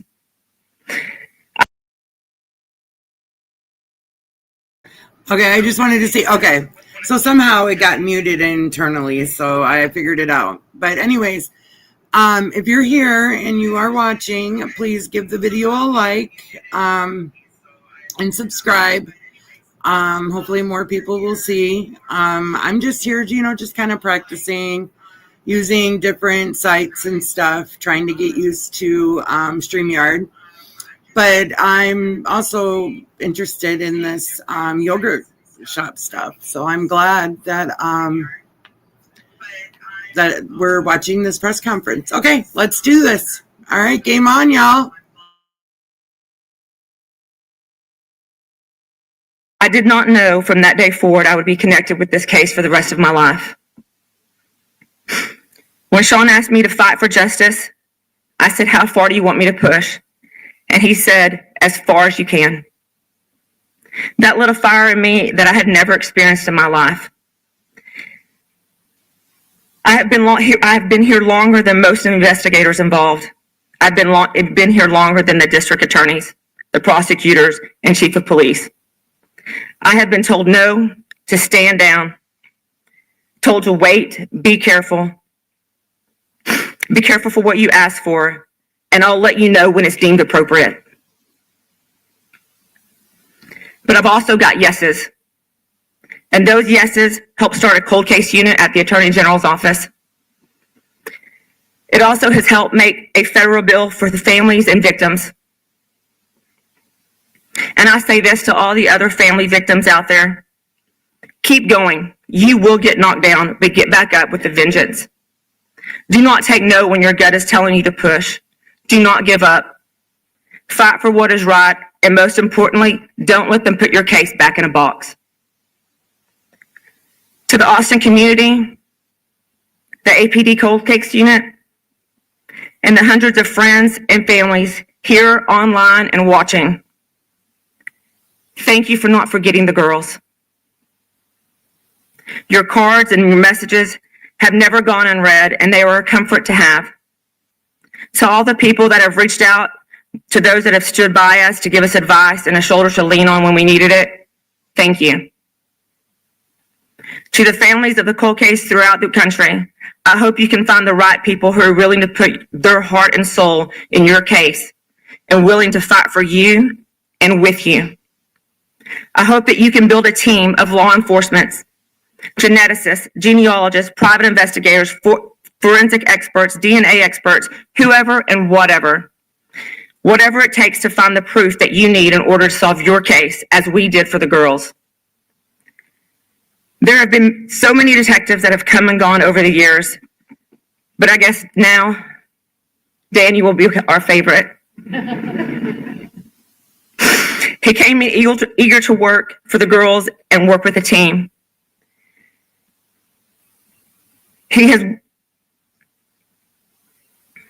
He was warned against how intense and passionate I was in order to help this case. He never wavered. He was willing to put all of his ego aside and do what was right for the girls. He followed the evidence and undoubtedly invested his heart and soul into fighting for justice. He and his team worked diligently to find the hidden puzzle pieces that we needed.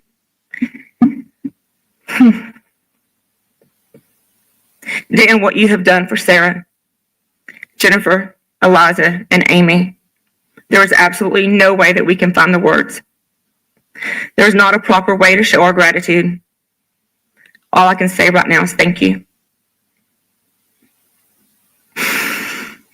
The other person in this room, I'm going to make this. She has been by our side the majority of the time. She has set the bar for cold case units and missing persons units in Texas, and together we will be forming a foundation to further advance law enforcement agencies and cold cases around the country. Mindy Montford, thank you. From our first meeting, she said she would never give up and would fight with us and would be there until she could deliver the news that the girls and the families deserved, and she did it. She has withstood the ups and the downs, the twists and turns, and the exhausted amount of text, emails, phone calls that I have sent throughout the years. Thank you for being a woman of your word. There is nothing that we can do to repay you for what you and all of the team has done for us. This has given so much hope to other families across the country. I hope that you hear me. To law enforcement far and near, please hear this. Open the cold case boxes, please. Put the evidence in the databases. Run the rape kits. Do not wait. Do it today. You could help ease someone's pain today. With the technology, we should be solving more cases. Let's quit letting murderers and habitual criminals out of prison. The justice system has failed the girls numerous times over the decades. This system has got to change. We have got to do better for the victims. I would like to ask President Trump for a conversation to help fix this broken system. I believe that you have the ability to help change it.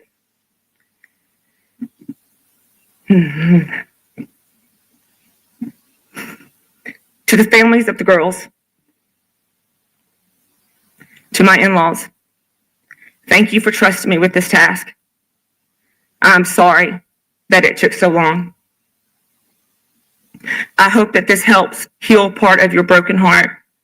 The pain that you have endured over the decades can never be healed, but I hope you can stop asking who did this to your girls.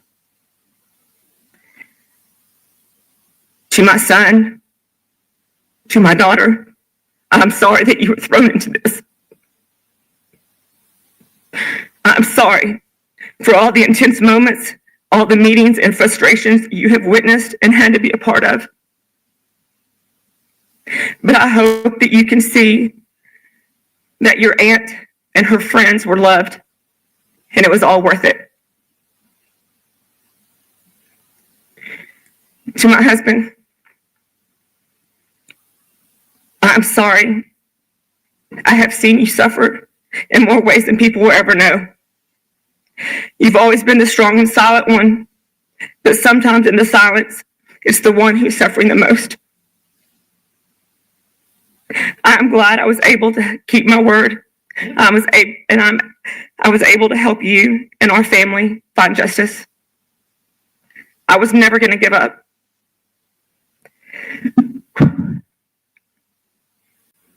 And lastly, to my sister-in-law, Amy Ayers, I'm so honored to have fought next to you. But you can rest easy now, sister. I've got it from here. I will continue your fight to help other victims. Thank you.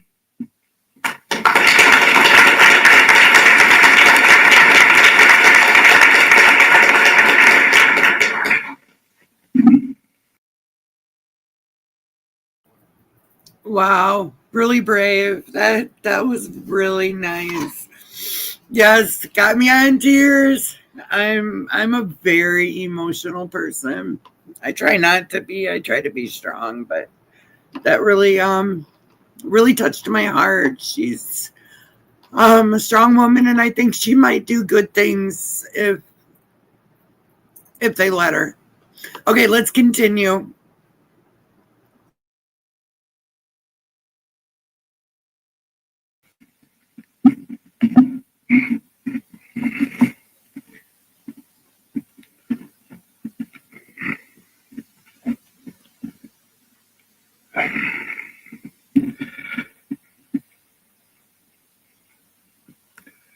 This case has always been defined by its victims, and the enduring pain is especially clear today.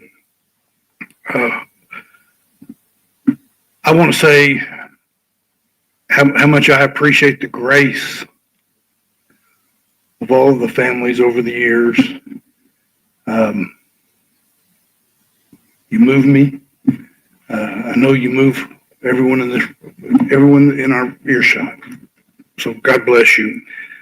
I also want to say again, before we go to questions, I want to say from the bottom of my heart, on behalf of the families and on behalf of the people of this city and those that care about justice, thank you to those who have brought us to this point.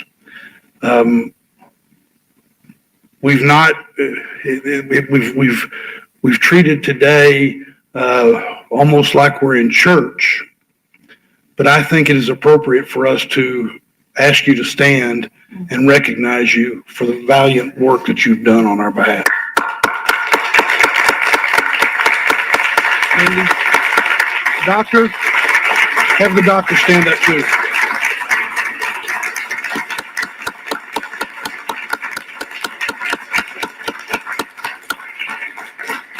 And on behalf of the city of Austin, I also want to say thank you to all of the law enforcement agencies and groups that have been helpful in this.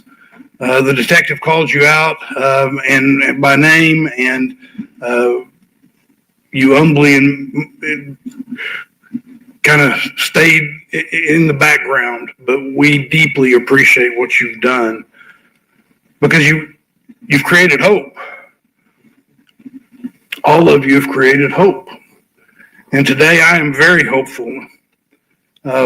My hopefulness is that we can turn a page as a community and hopefully a final page. The final page on a horror that marked a very different time in Austin's history. I believe we can take heart in our growth and our progress and our strength as the city. And we can go to sleep knowing that while the threat of this kind of evil may never pass in this world, we are far, far better able to prevent it before it happens and solve it when it does. The yogurt shop murders will always be part of Austin's history. The pain from that night and its aftermath will never go away. But with the knowledge we have now, we can share some peace. God bless Amy, Jennifer, Sarah, and Eliza. They will always be a part of our city's identity. God bless their families, and God bless Austin. We'll now be happy to answer some questions. Yes, sir. Thank I'll you. turn it over to you.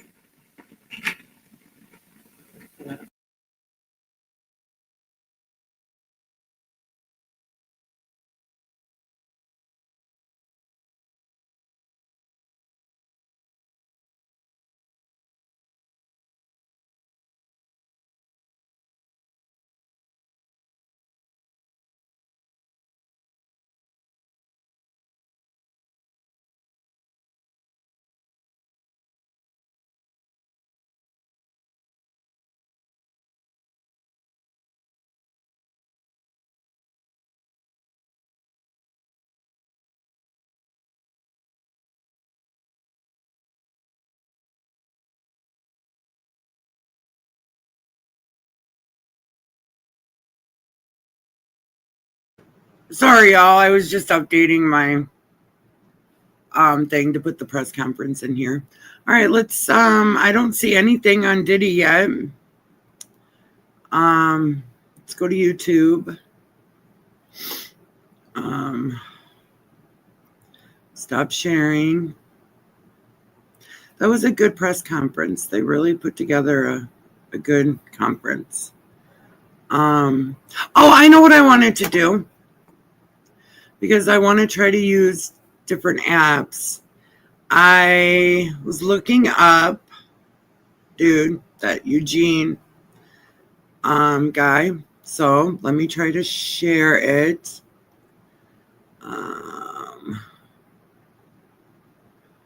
Okay. Share. Okay.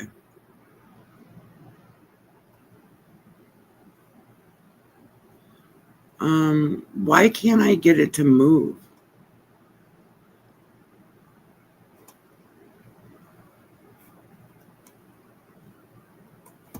Okay.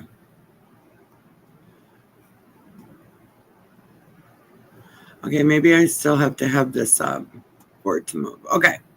So I don't really want to go over too much of everything, but I was looking him up, and he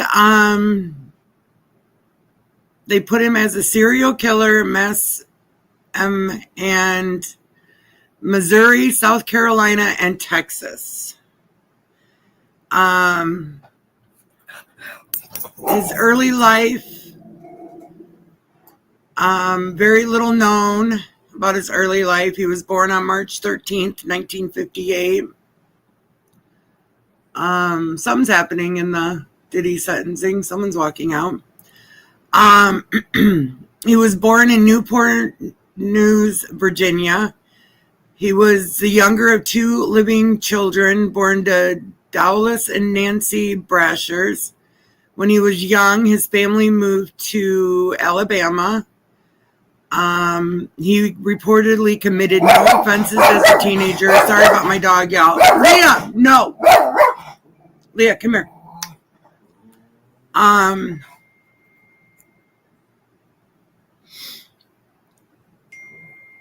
He committed no offenses as a teenager. He did not use alcohol or drugs. After graduation, he enlisted in the Army, and he served in the Navy for several years. He moved to Louisiana, settling in a house in New Orleans. In the mid-'80s, he moved again to Fort Myers, Florida. He married in the early 1990s and had a daughter with his wife in 1991, and at some point had adopted two little girls. Wow. They allowed him to adopt. Woo.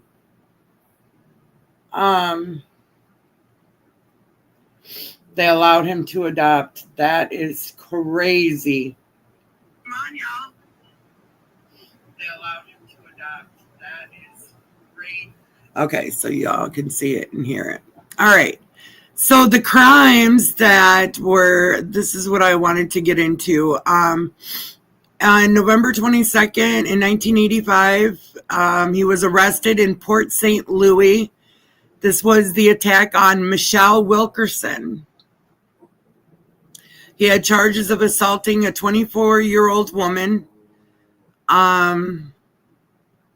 Brashers met Wilkerson in Fort Pierce and convinced her to accompany him in a bar. After spending the evening there and after drinking 6 Budweisers together, he attempted to make actual advances towards her. She refused and attempted to leave Brasher's vehicle, after which a fight ensued between the pair, during which Brasher shot Wilkerson twice in the neck and head. She remained conscious, managed to leave the car, and hid in a culvert under the road. So she lived. He was apprehended while wandering the beach and charged with attempted first-degree murder, aggravated battery, and using a firearm. He got 12 years, and he was released from prison for good conduct back in 1989. Had he stayed, the yogurt shop murders wouldn't have happened. After the post-release crimes, Bashers moved between the states of South Carolina, Tennessee, and Georgia. Changed his residence on February 18, 1992 to Cobb County, Georgia.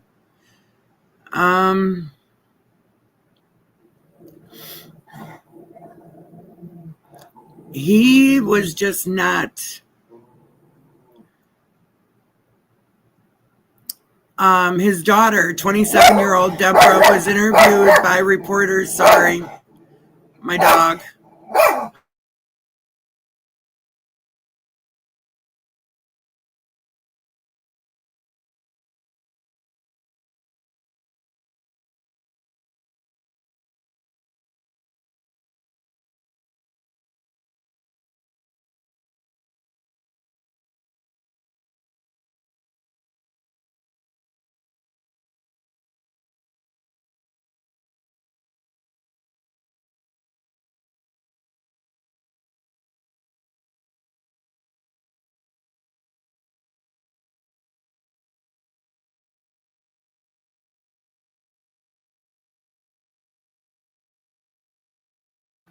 Okay, sorry guys. She was barking at the TV or the TV with the dog that's at the front of the courthouse.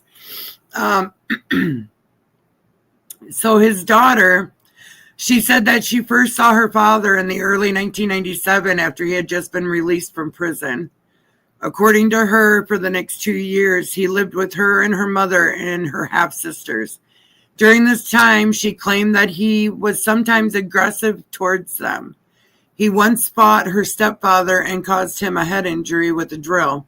Perhaps most disturbingly, he had made a tape recording of himself making small cuts on his neck and arm with a saw to see if he could withstand the pain. Wow. Deborah was inclined to believe that her mother, Dorothy, who had died in December of 2018 at the age of 53, knew about her father's past activities, telling them to call him by a different name and to keep him inside the house.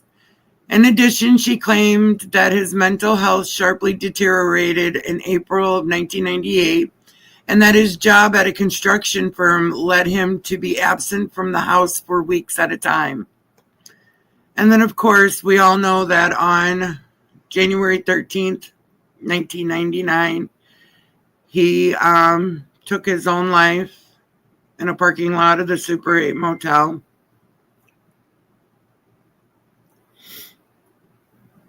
At a Super 8 hotel in Kennett, Missouri.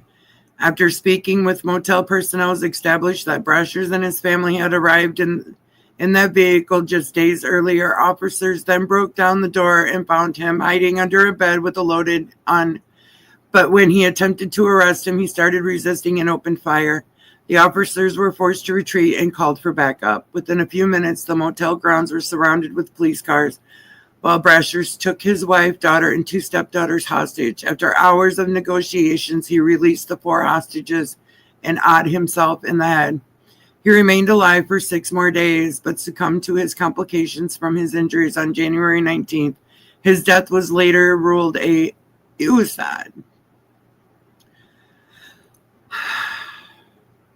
Wow.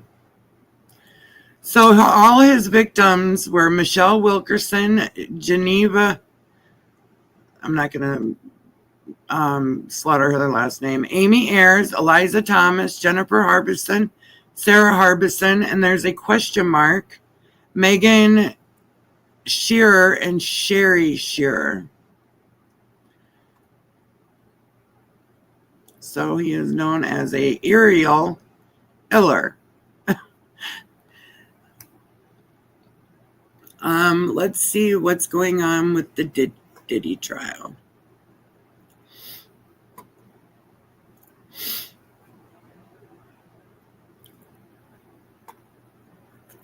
Diddy.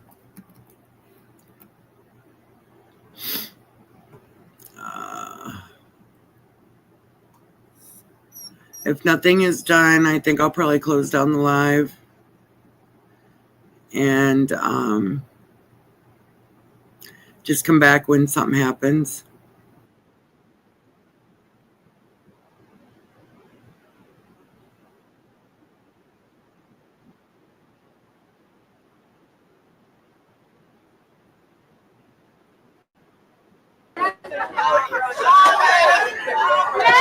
Do not wear underwear. They lying. We've been drinking everywhere. I don't know where the hell they are. Okay. Marty's in there. And he said it was going to be on this side, so. Maybe they are very close to the podium where they're going to have the coffee.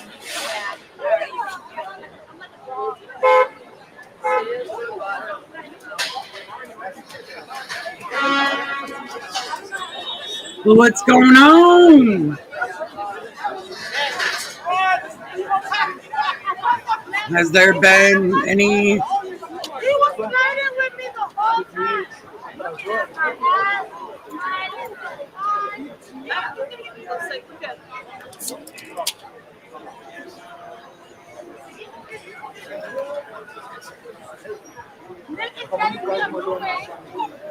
Come on. Come on. Come here.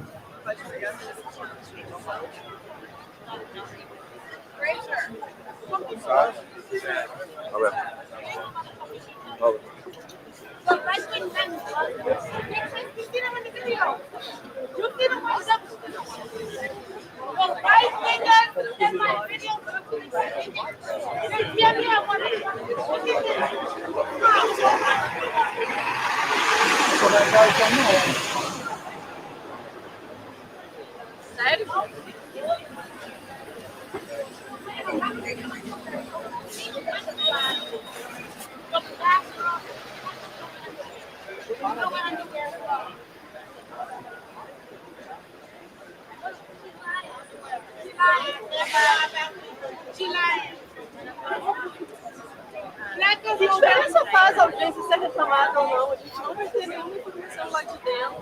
Não vai sair a sentença.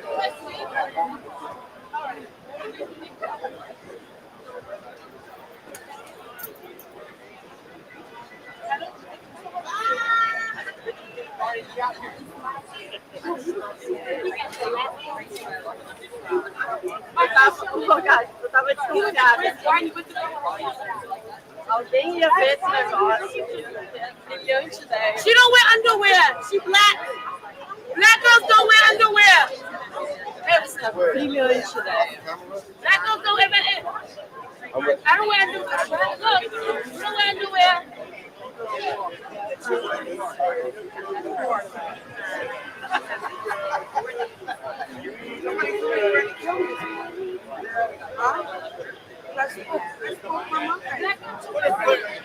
Okay, so I heard so long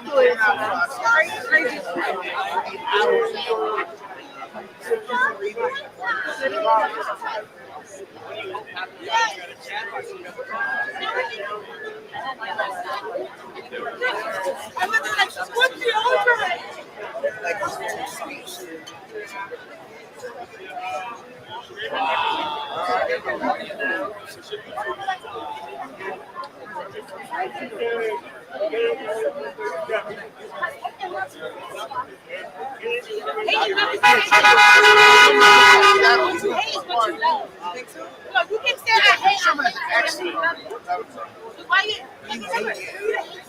Yeah, we already husbands. Not crying.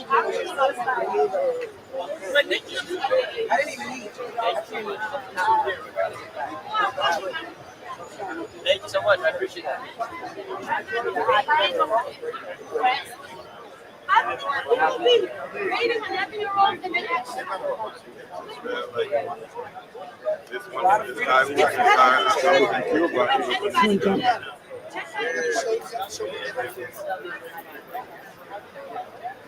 Says you got two. It says this one has 146.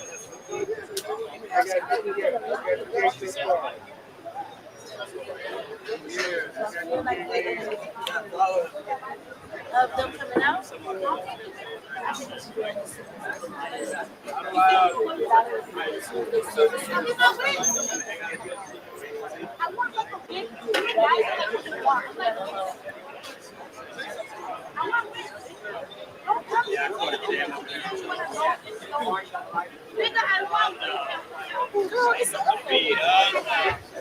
Wait, your stream got shut down?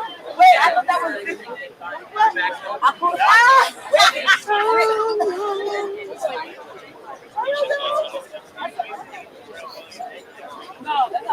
no.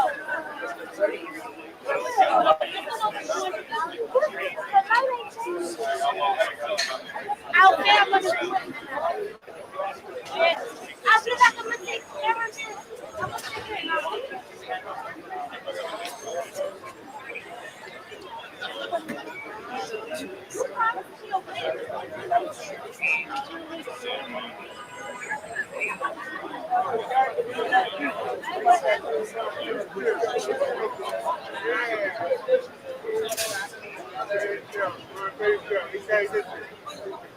It's like the significance of that 11-minute video. I mean, you don't say exactly that. We're just kind of talking about the comparing of the vision.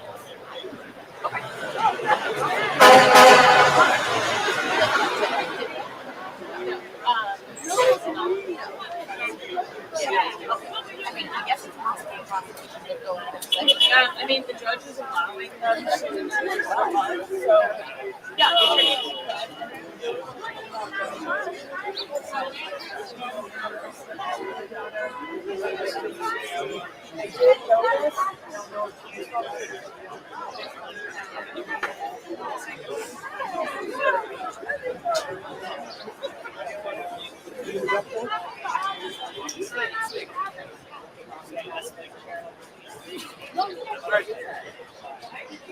Vai, revolta, desliga a porra toda do equipamento. Ato de protesto.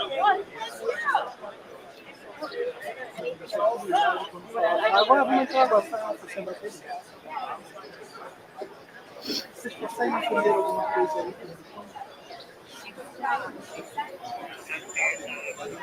Eu acho que.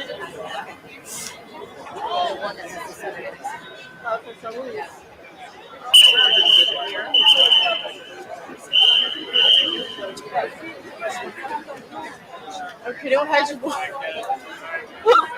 Aí eu não posso ficar falando certo.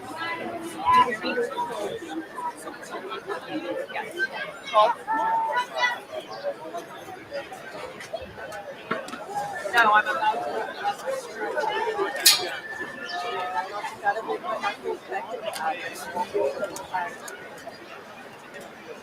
Let's go get some food.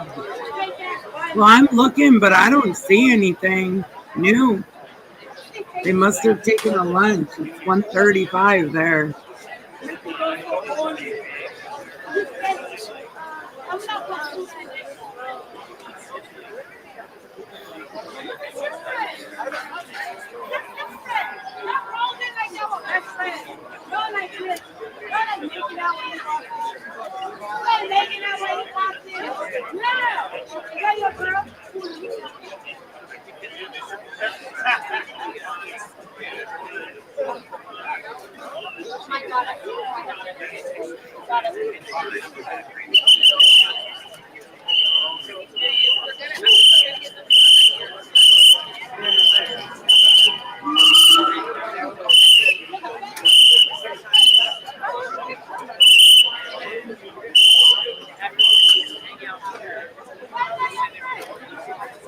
A gente não vai entrar.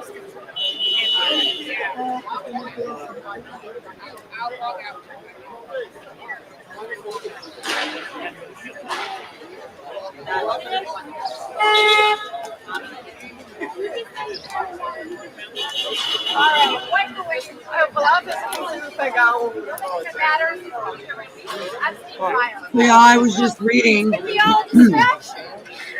some stuff. And the judge says Combs could be jailed for 6 to 7 years. The prosecution wants him to serve at least 11, while Combs' lawyers have asked for 14 months. Combs is expected to address the judge before he is sentenced. One of his lawyers choked back tears as he spoke in court, while his adult children were visibly emotional as they begged the judge for leniency. Prosecutor says Combs would pose a danger at any age and argue a lighter sentence would let him get away with years of abuse. So that's some updates. So nothing has really come about. Maybe the judge is going to take a lunch and come back. I don't know. They said this could take a couple of days. So I'm not sure. Unless we want to sit here and watch this. One fun. Yeah, I didn't see a guard there or something.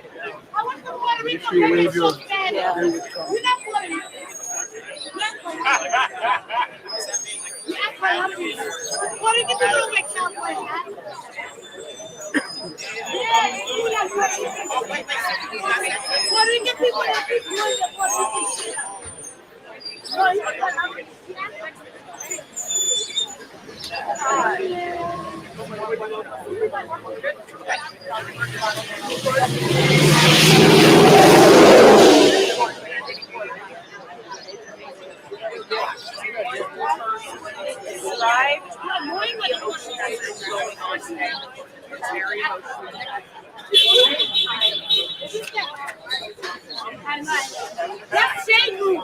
Shade group. That's it. You only need to come away.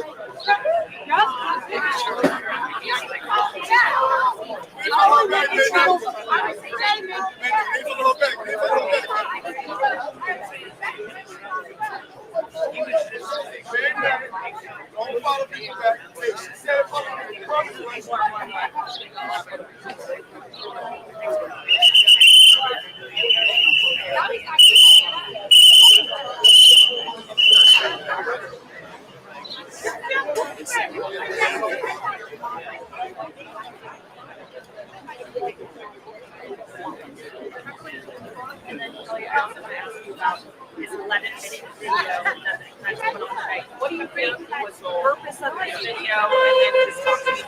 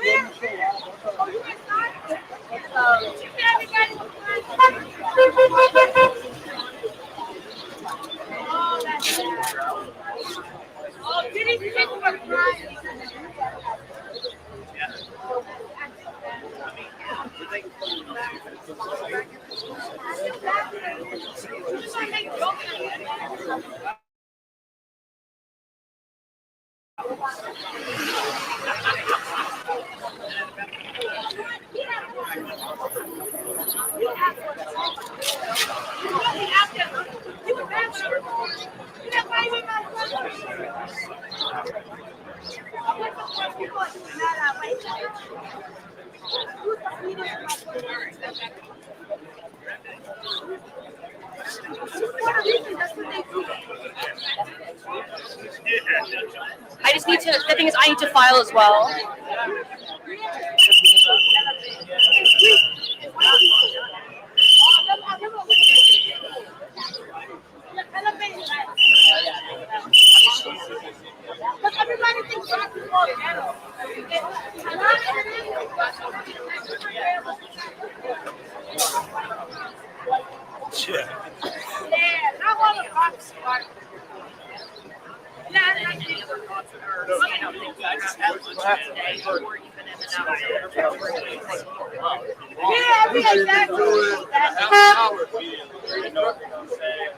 Attorney General talking on the line, Trump trying to figure something out. I hope it works out. I hope it works out for him, you know.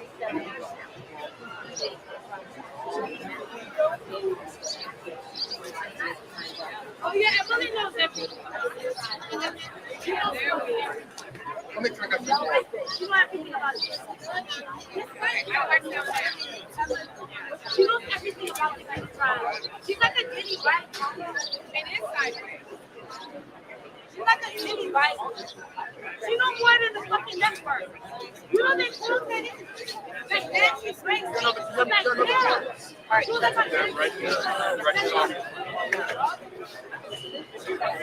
So how many platforms do you do?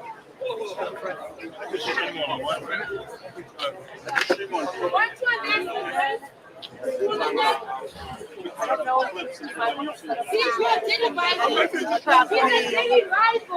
don't want to leave and miss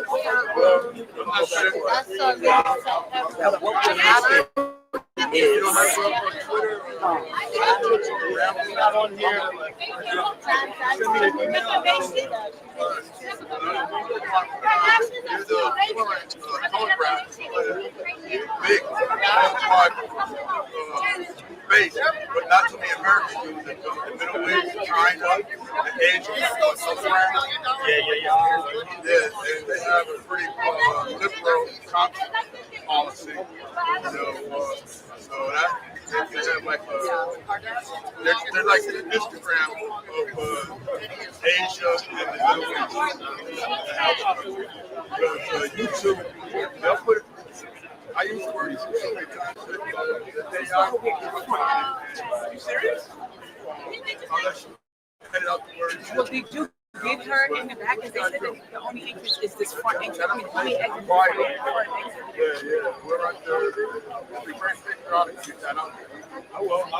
The Americans got to get up there. One thing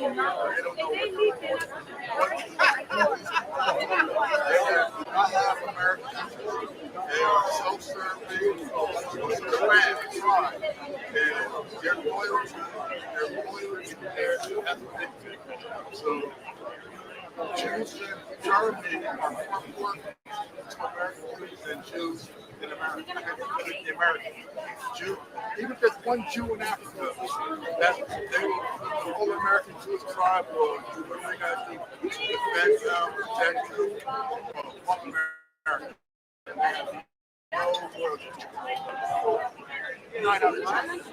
It's very rare that ethnic Jews,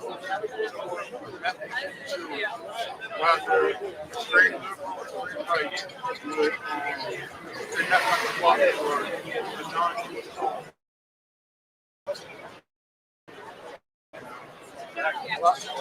Where's the baby oil? The baby oil. Right. And then she must have went through this side to go back to security.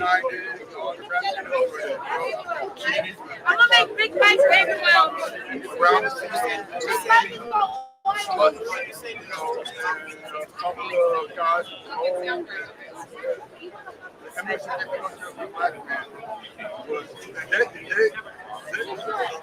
Time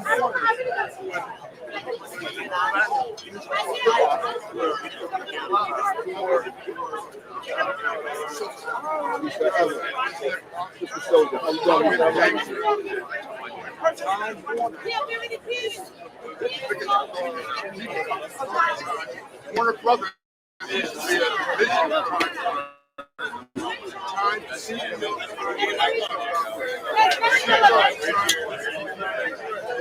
Rap music was march rap, underground Time Warner is like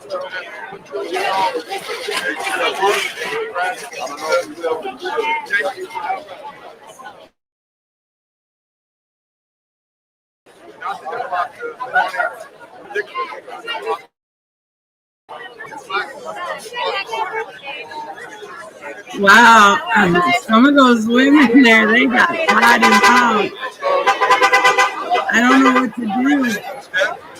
I don't know if I should stay live or I don't know. I brought up, I don't see anything. I don't know. I don't know what I should do. I should probably connect my other computer to the internet. I don't know, y'all. I mean, I could find something else to watch, but I'm scared they're gonna like strike me or something. So good thing my other computer's touchscreen. I got new internet today, so I haven't quite hooked everything up. I'm still running on the old internet. It's just fast because there's nothing else on it.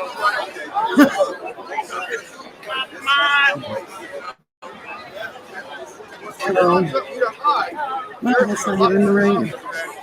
Here, I'm grabbing the wrong mouse.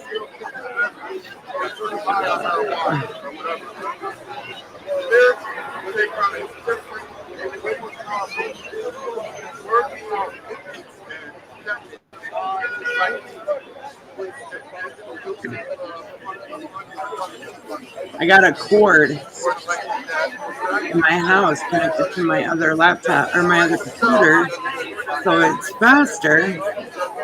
But now I think I can eliminate that cord. Sometimes I think I'm going to hang myself from it when I walk by. So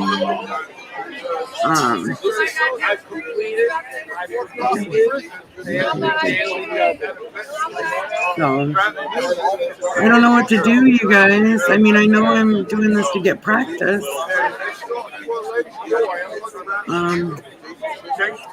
I can see if there's anything else to look at on YouTube. I'm more of an interrogation type person. I really like to watch interrogations and stuff.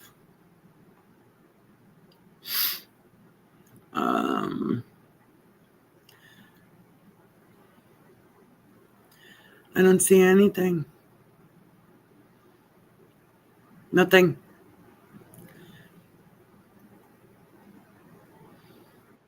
This morning, a last-ditch effort by Sean Diddy Combs to have his conviction overturned has been denied by a judge, clearing the way for the music mogul sentencing Friday. Combs was convicted on 2 counts of transportation for the purposes of prostitution. Oh, that's nothing.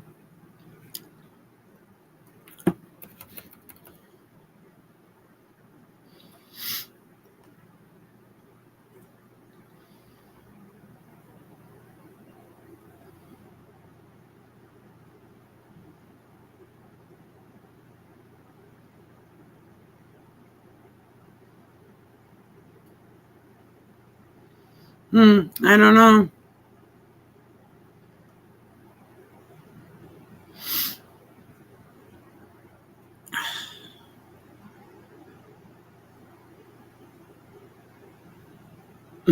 Some people just take things so much.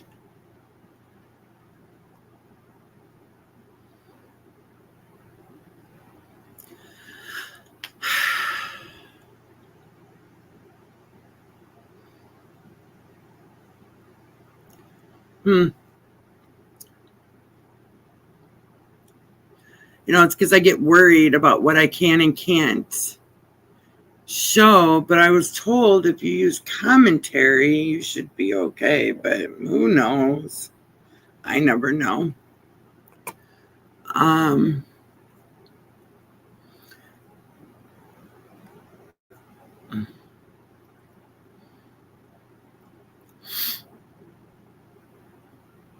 just don't know. Oh, let's see. They're sentencing. They were sentenced finally. Remember, we went to the thing and they just were talking and there was no camera.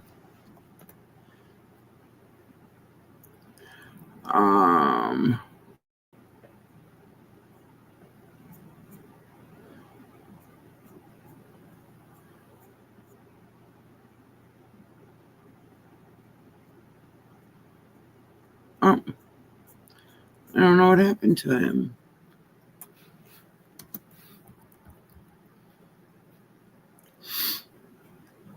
Oh, there we go.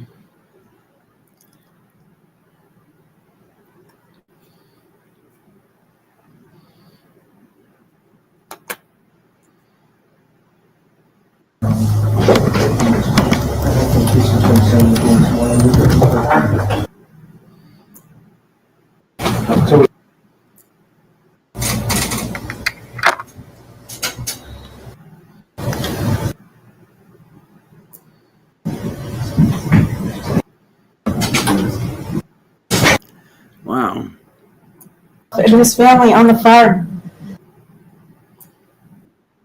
Right from wrong. He also attended cattle sales with Dad's one. It was just an item on.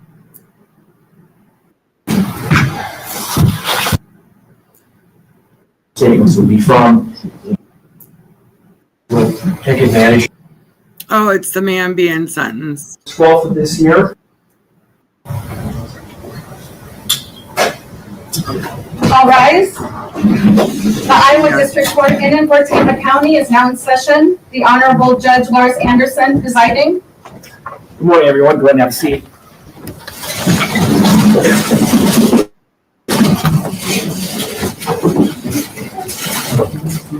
This isn't too far from me. We are on the record this morning in team County case FECR 0525 versus Houston Danker.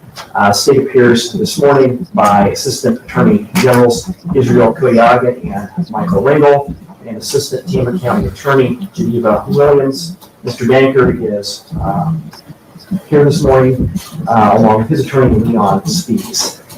On August 12th of this year, Mr. Danker entered a plea of guilty to the offense of murder in the first degree in violation of Iowa Code Section 701.7 and 707.2, Parent 1, Parent A, Class A felony. Today is the date that was set for judgment and sentence. Let me ask you, Mr. Koyaga, is there any legal cause at this point to be shown why judgment and sentence should not now be had? No, Your Honor. Mr. Speaks, let me ask you the same question. There's none. And I didn't see anything in the file, but has there been any sort of motion to arrest or judgment filed in this case? There is not. All right, then, Mr. Koyaga, does the state wish to be heard? Do you wish to be heard on behalf of Mr. Day? I will be brief. At times like this, the words by counsel are hollow. This was a tragedy of unimaginable proportions, especially in a small community like this where everybody knows everybody. Houston Danker was blinded, both emotionally and spiritually and morally. It led him to aid and abet Karina Cooper in the murder of him. But Houston Danker is not a man without word. He's not a man without promise. He pledges to his family and to his community that he will take advantage of his isolation to improve himself, improve his aspects and prospects for being a good citizen.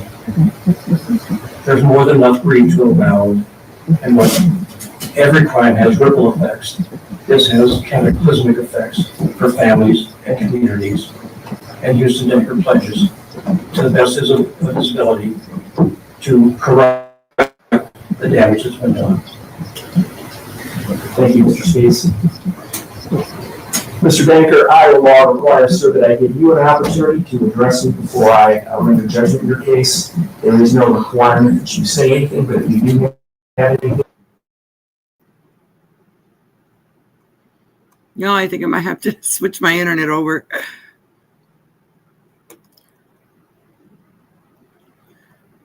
I think it might be time.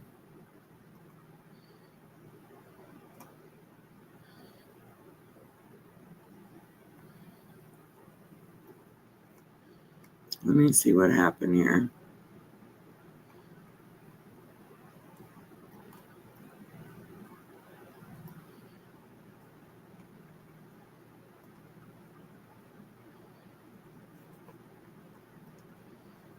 Oh, it just stopped. Anything you would like to say?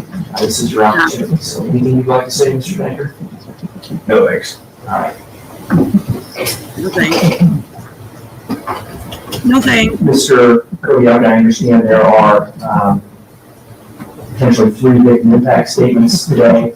Prior to going on the record, I had a chance to meet briefly with counsel and we discussed who the potential statements would be from.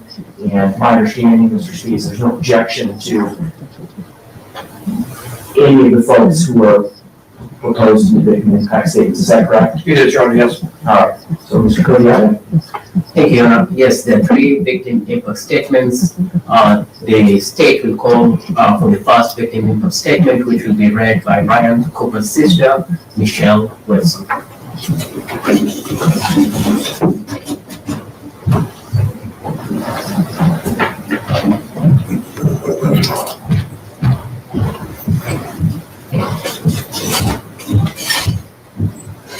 morning, Ms. Wilson. Go and have a seat. And Ms. Wilson, you can move that microphone a little bit, I think, but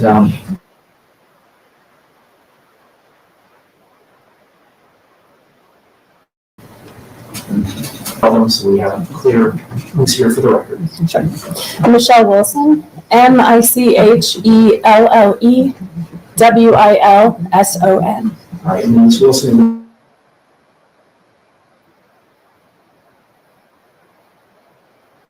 Whenever you're ready, you'll go ahead and Thank you. Here we are, back in the same courtroom to sentence another psychopath for the first-degree murder of my brother, Ryan Cooper. Preparing and presenting a second victim impact statement for the murder of a loved one is unjust. Not only did one of these psychopaths have a demented, vile, and evil mind, but they both contributed to the planning and execution of my brother's murder. At no point did either of the two accomplices consider their plan to be unconscionable, immoral, unprincipled, or evil. No.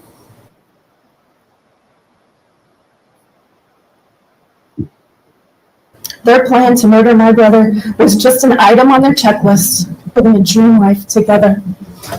A sick, disgusting plan to achieve their dreams. But what about my brother's dreams?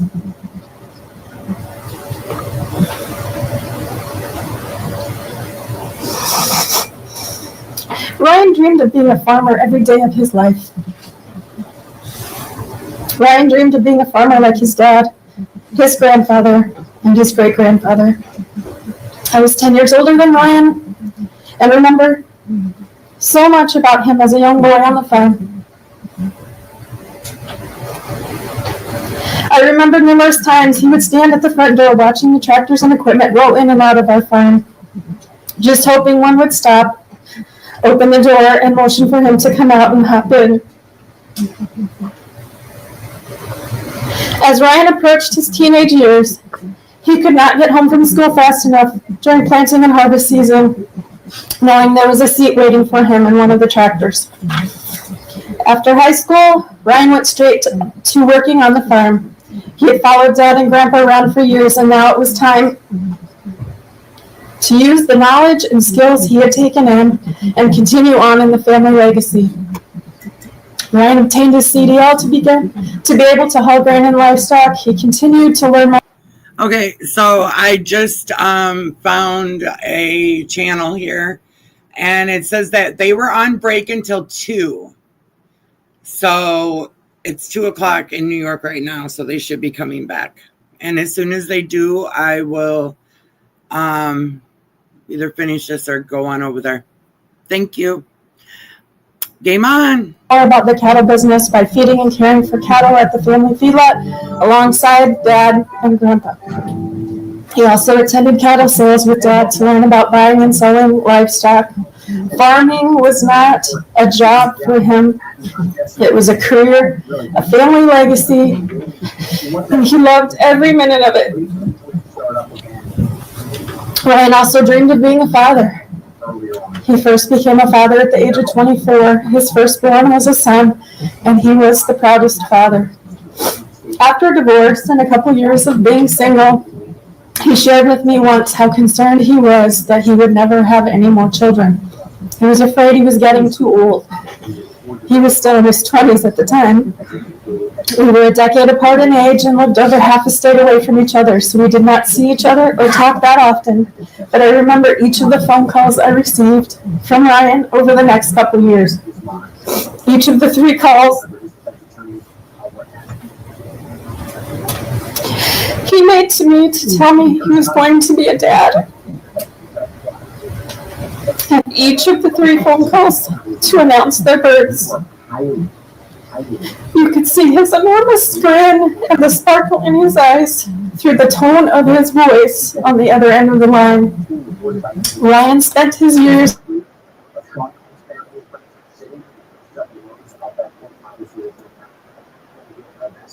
as a dad, loving his children unconditionally, right from wrong. He loved showing the kids around the farm, teaching them about life and farm life, sharing his hobbies with them, and giving them a fun and safe home to grow up in. Ryan took his role as a dad just as seriously as his career on the farm. Aside from his dreams, Ryan was a quiet man. He preferred to stay in the shadows. He was generous and a well-respected member of the community. He would give the shirt off his back and more to anyone in need. No one had to ask, he just showed up. Ryan didn't do things for attention. Ryan did things to be a good human.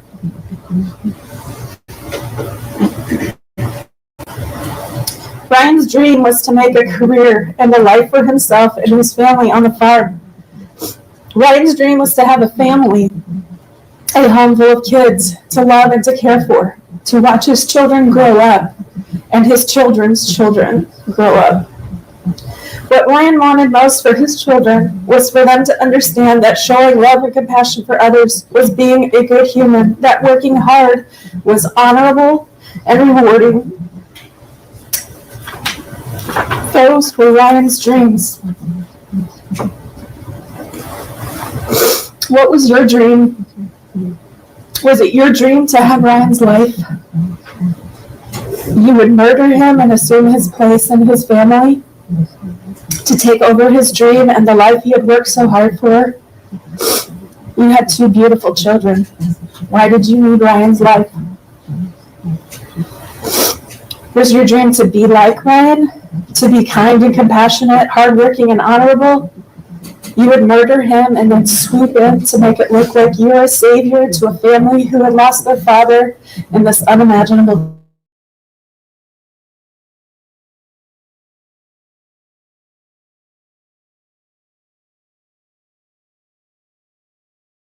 someone and get away with it. But that isn't how the dream was supposed to. But this isn't how the dream was supposed to end.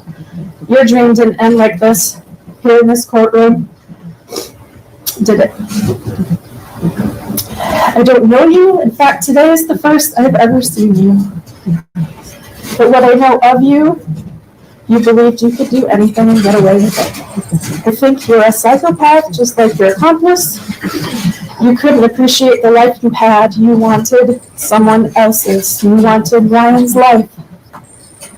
You wanted Ryan's dream.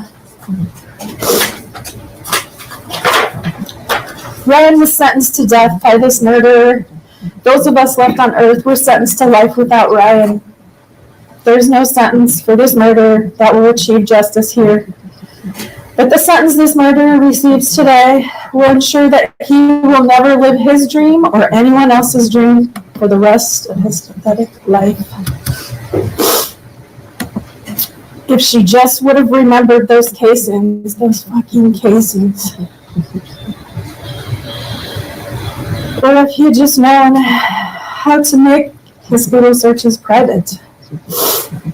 So many mistakes. If only they had known. But those are the things you learn when you kill somebody. Something else you might not know, when you get to prison and start sharing your stories, I would think it's best not to refer to yourself as anyone's gay best friend. Now, go to hell. Thank you.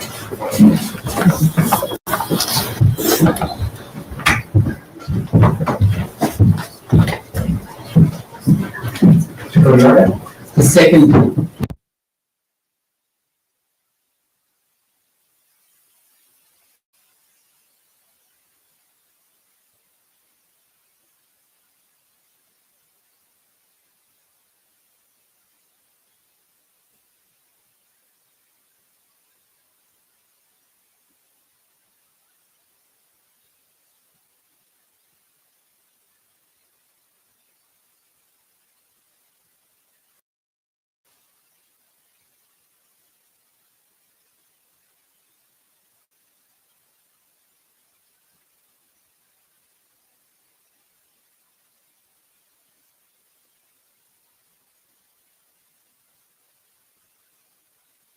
I guess I don't know why I lost the sound. Who have kids and all kind of family obligations. The sound just went out. Long and hard time. So I don't see that as being determinative of the sentence, although it's something that will be taken into consideration. And will it impact it? Probably not. And to go to what you said earlier, what was said, the volume's all the way up. A year and a half or 17 months, if you will, of time difference between the bottom range and top range for these charges. And as being someone who's visited clients in prison, being somebody who's represented clients in these cases, be it a state court or a federal criminal. I guess maybe they're just being really quiet. It is equivalent to 1,000 days here in the free world. So we talk about numbers, we talk about months, we talk about years, somewhat cavalierly. But when you're facing that time, you have to do that time. I forgot I had my TV on. Months, years, hours, and minutes, and seconds.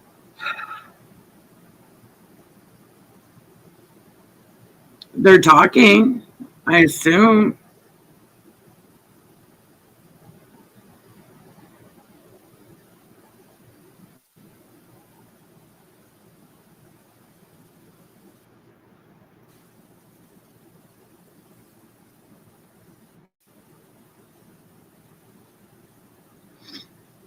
I don't know what happened.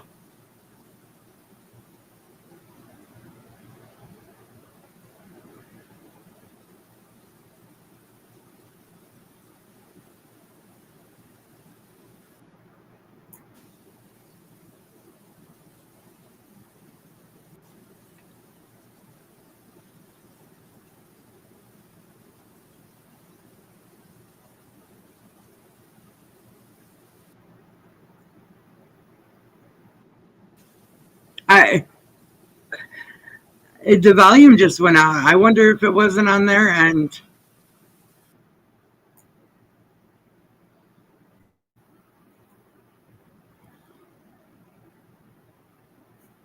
Or it's my end. I don't know what happened. I don't know what happened. But I think I'm going to call it. I have been on here for 4.5 hours. So if they come back with what his sentencing is, I will go live.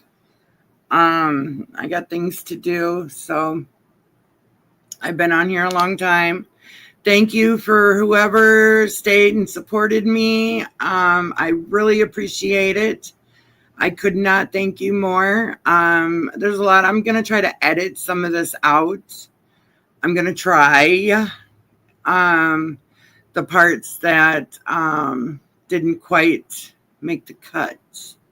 So anyways, you all have a super Friday.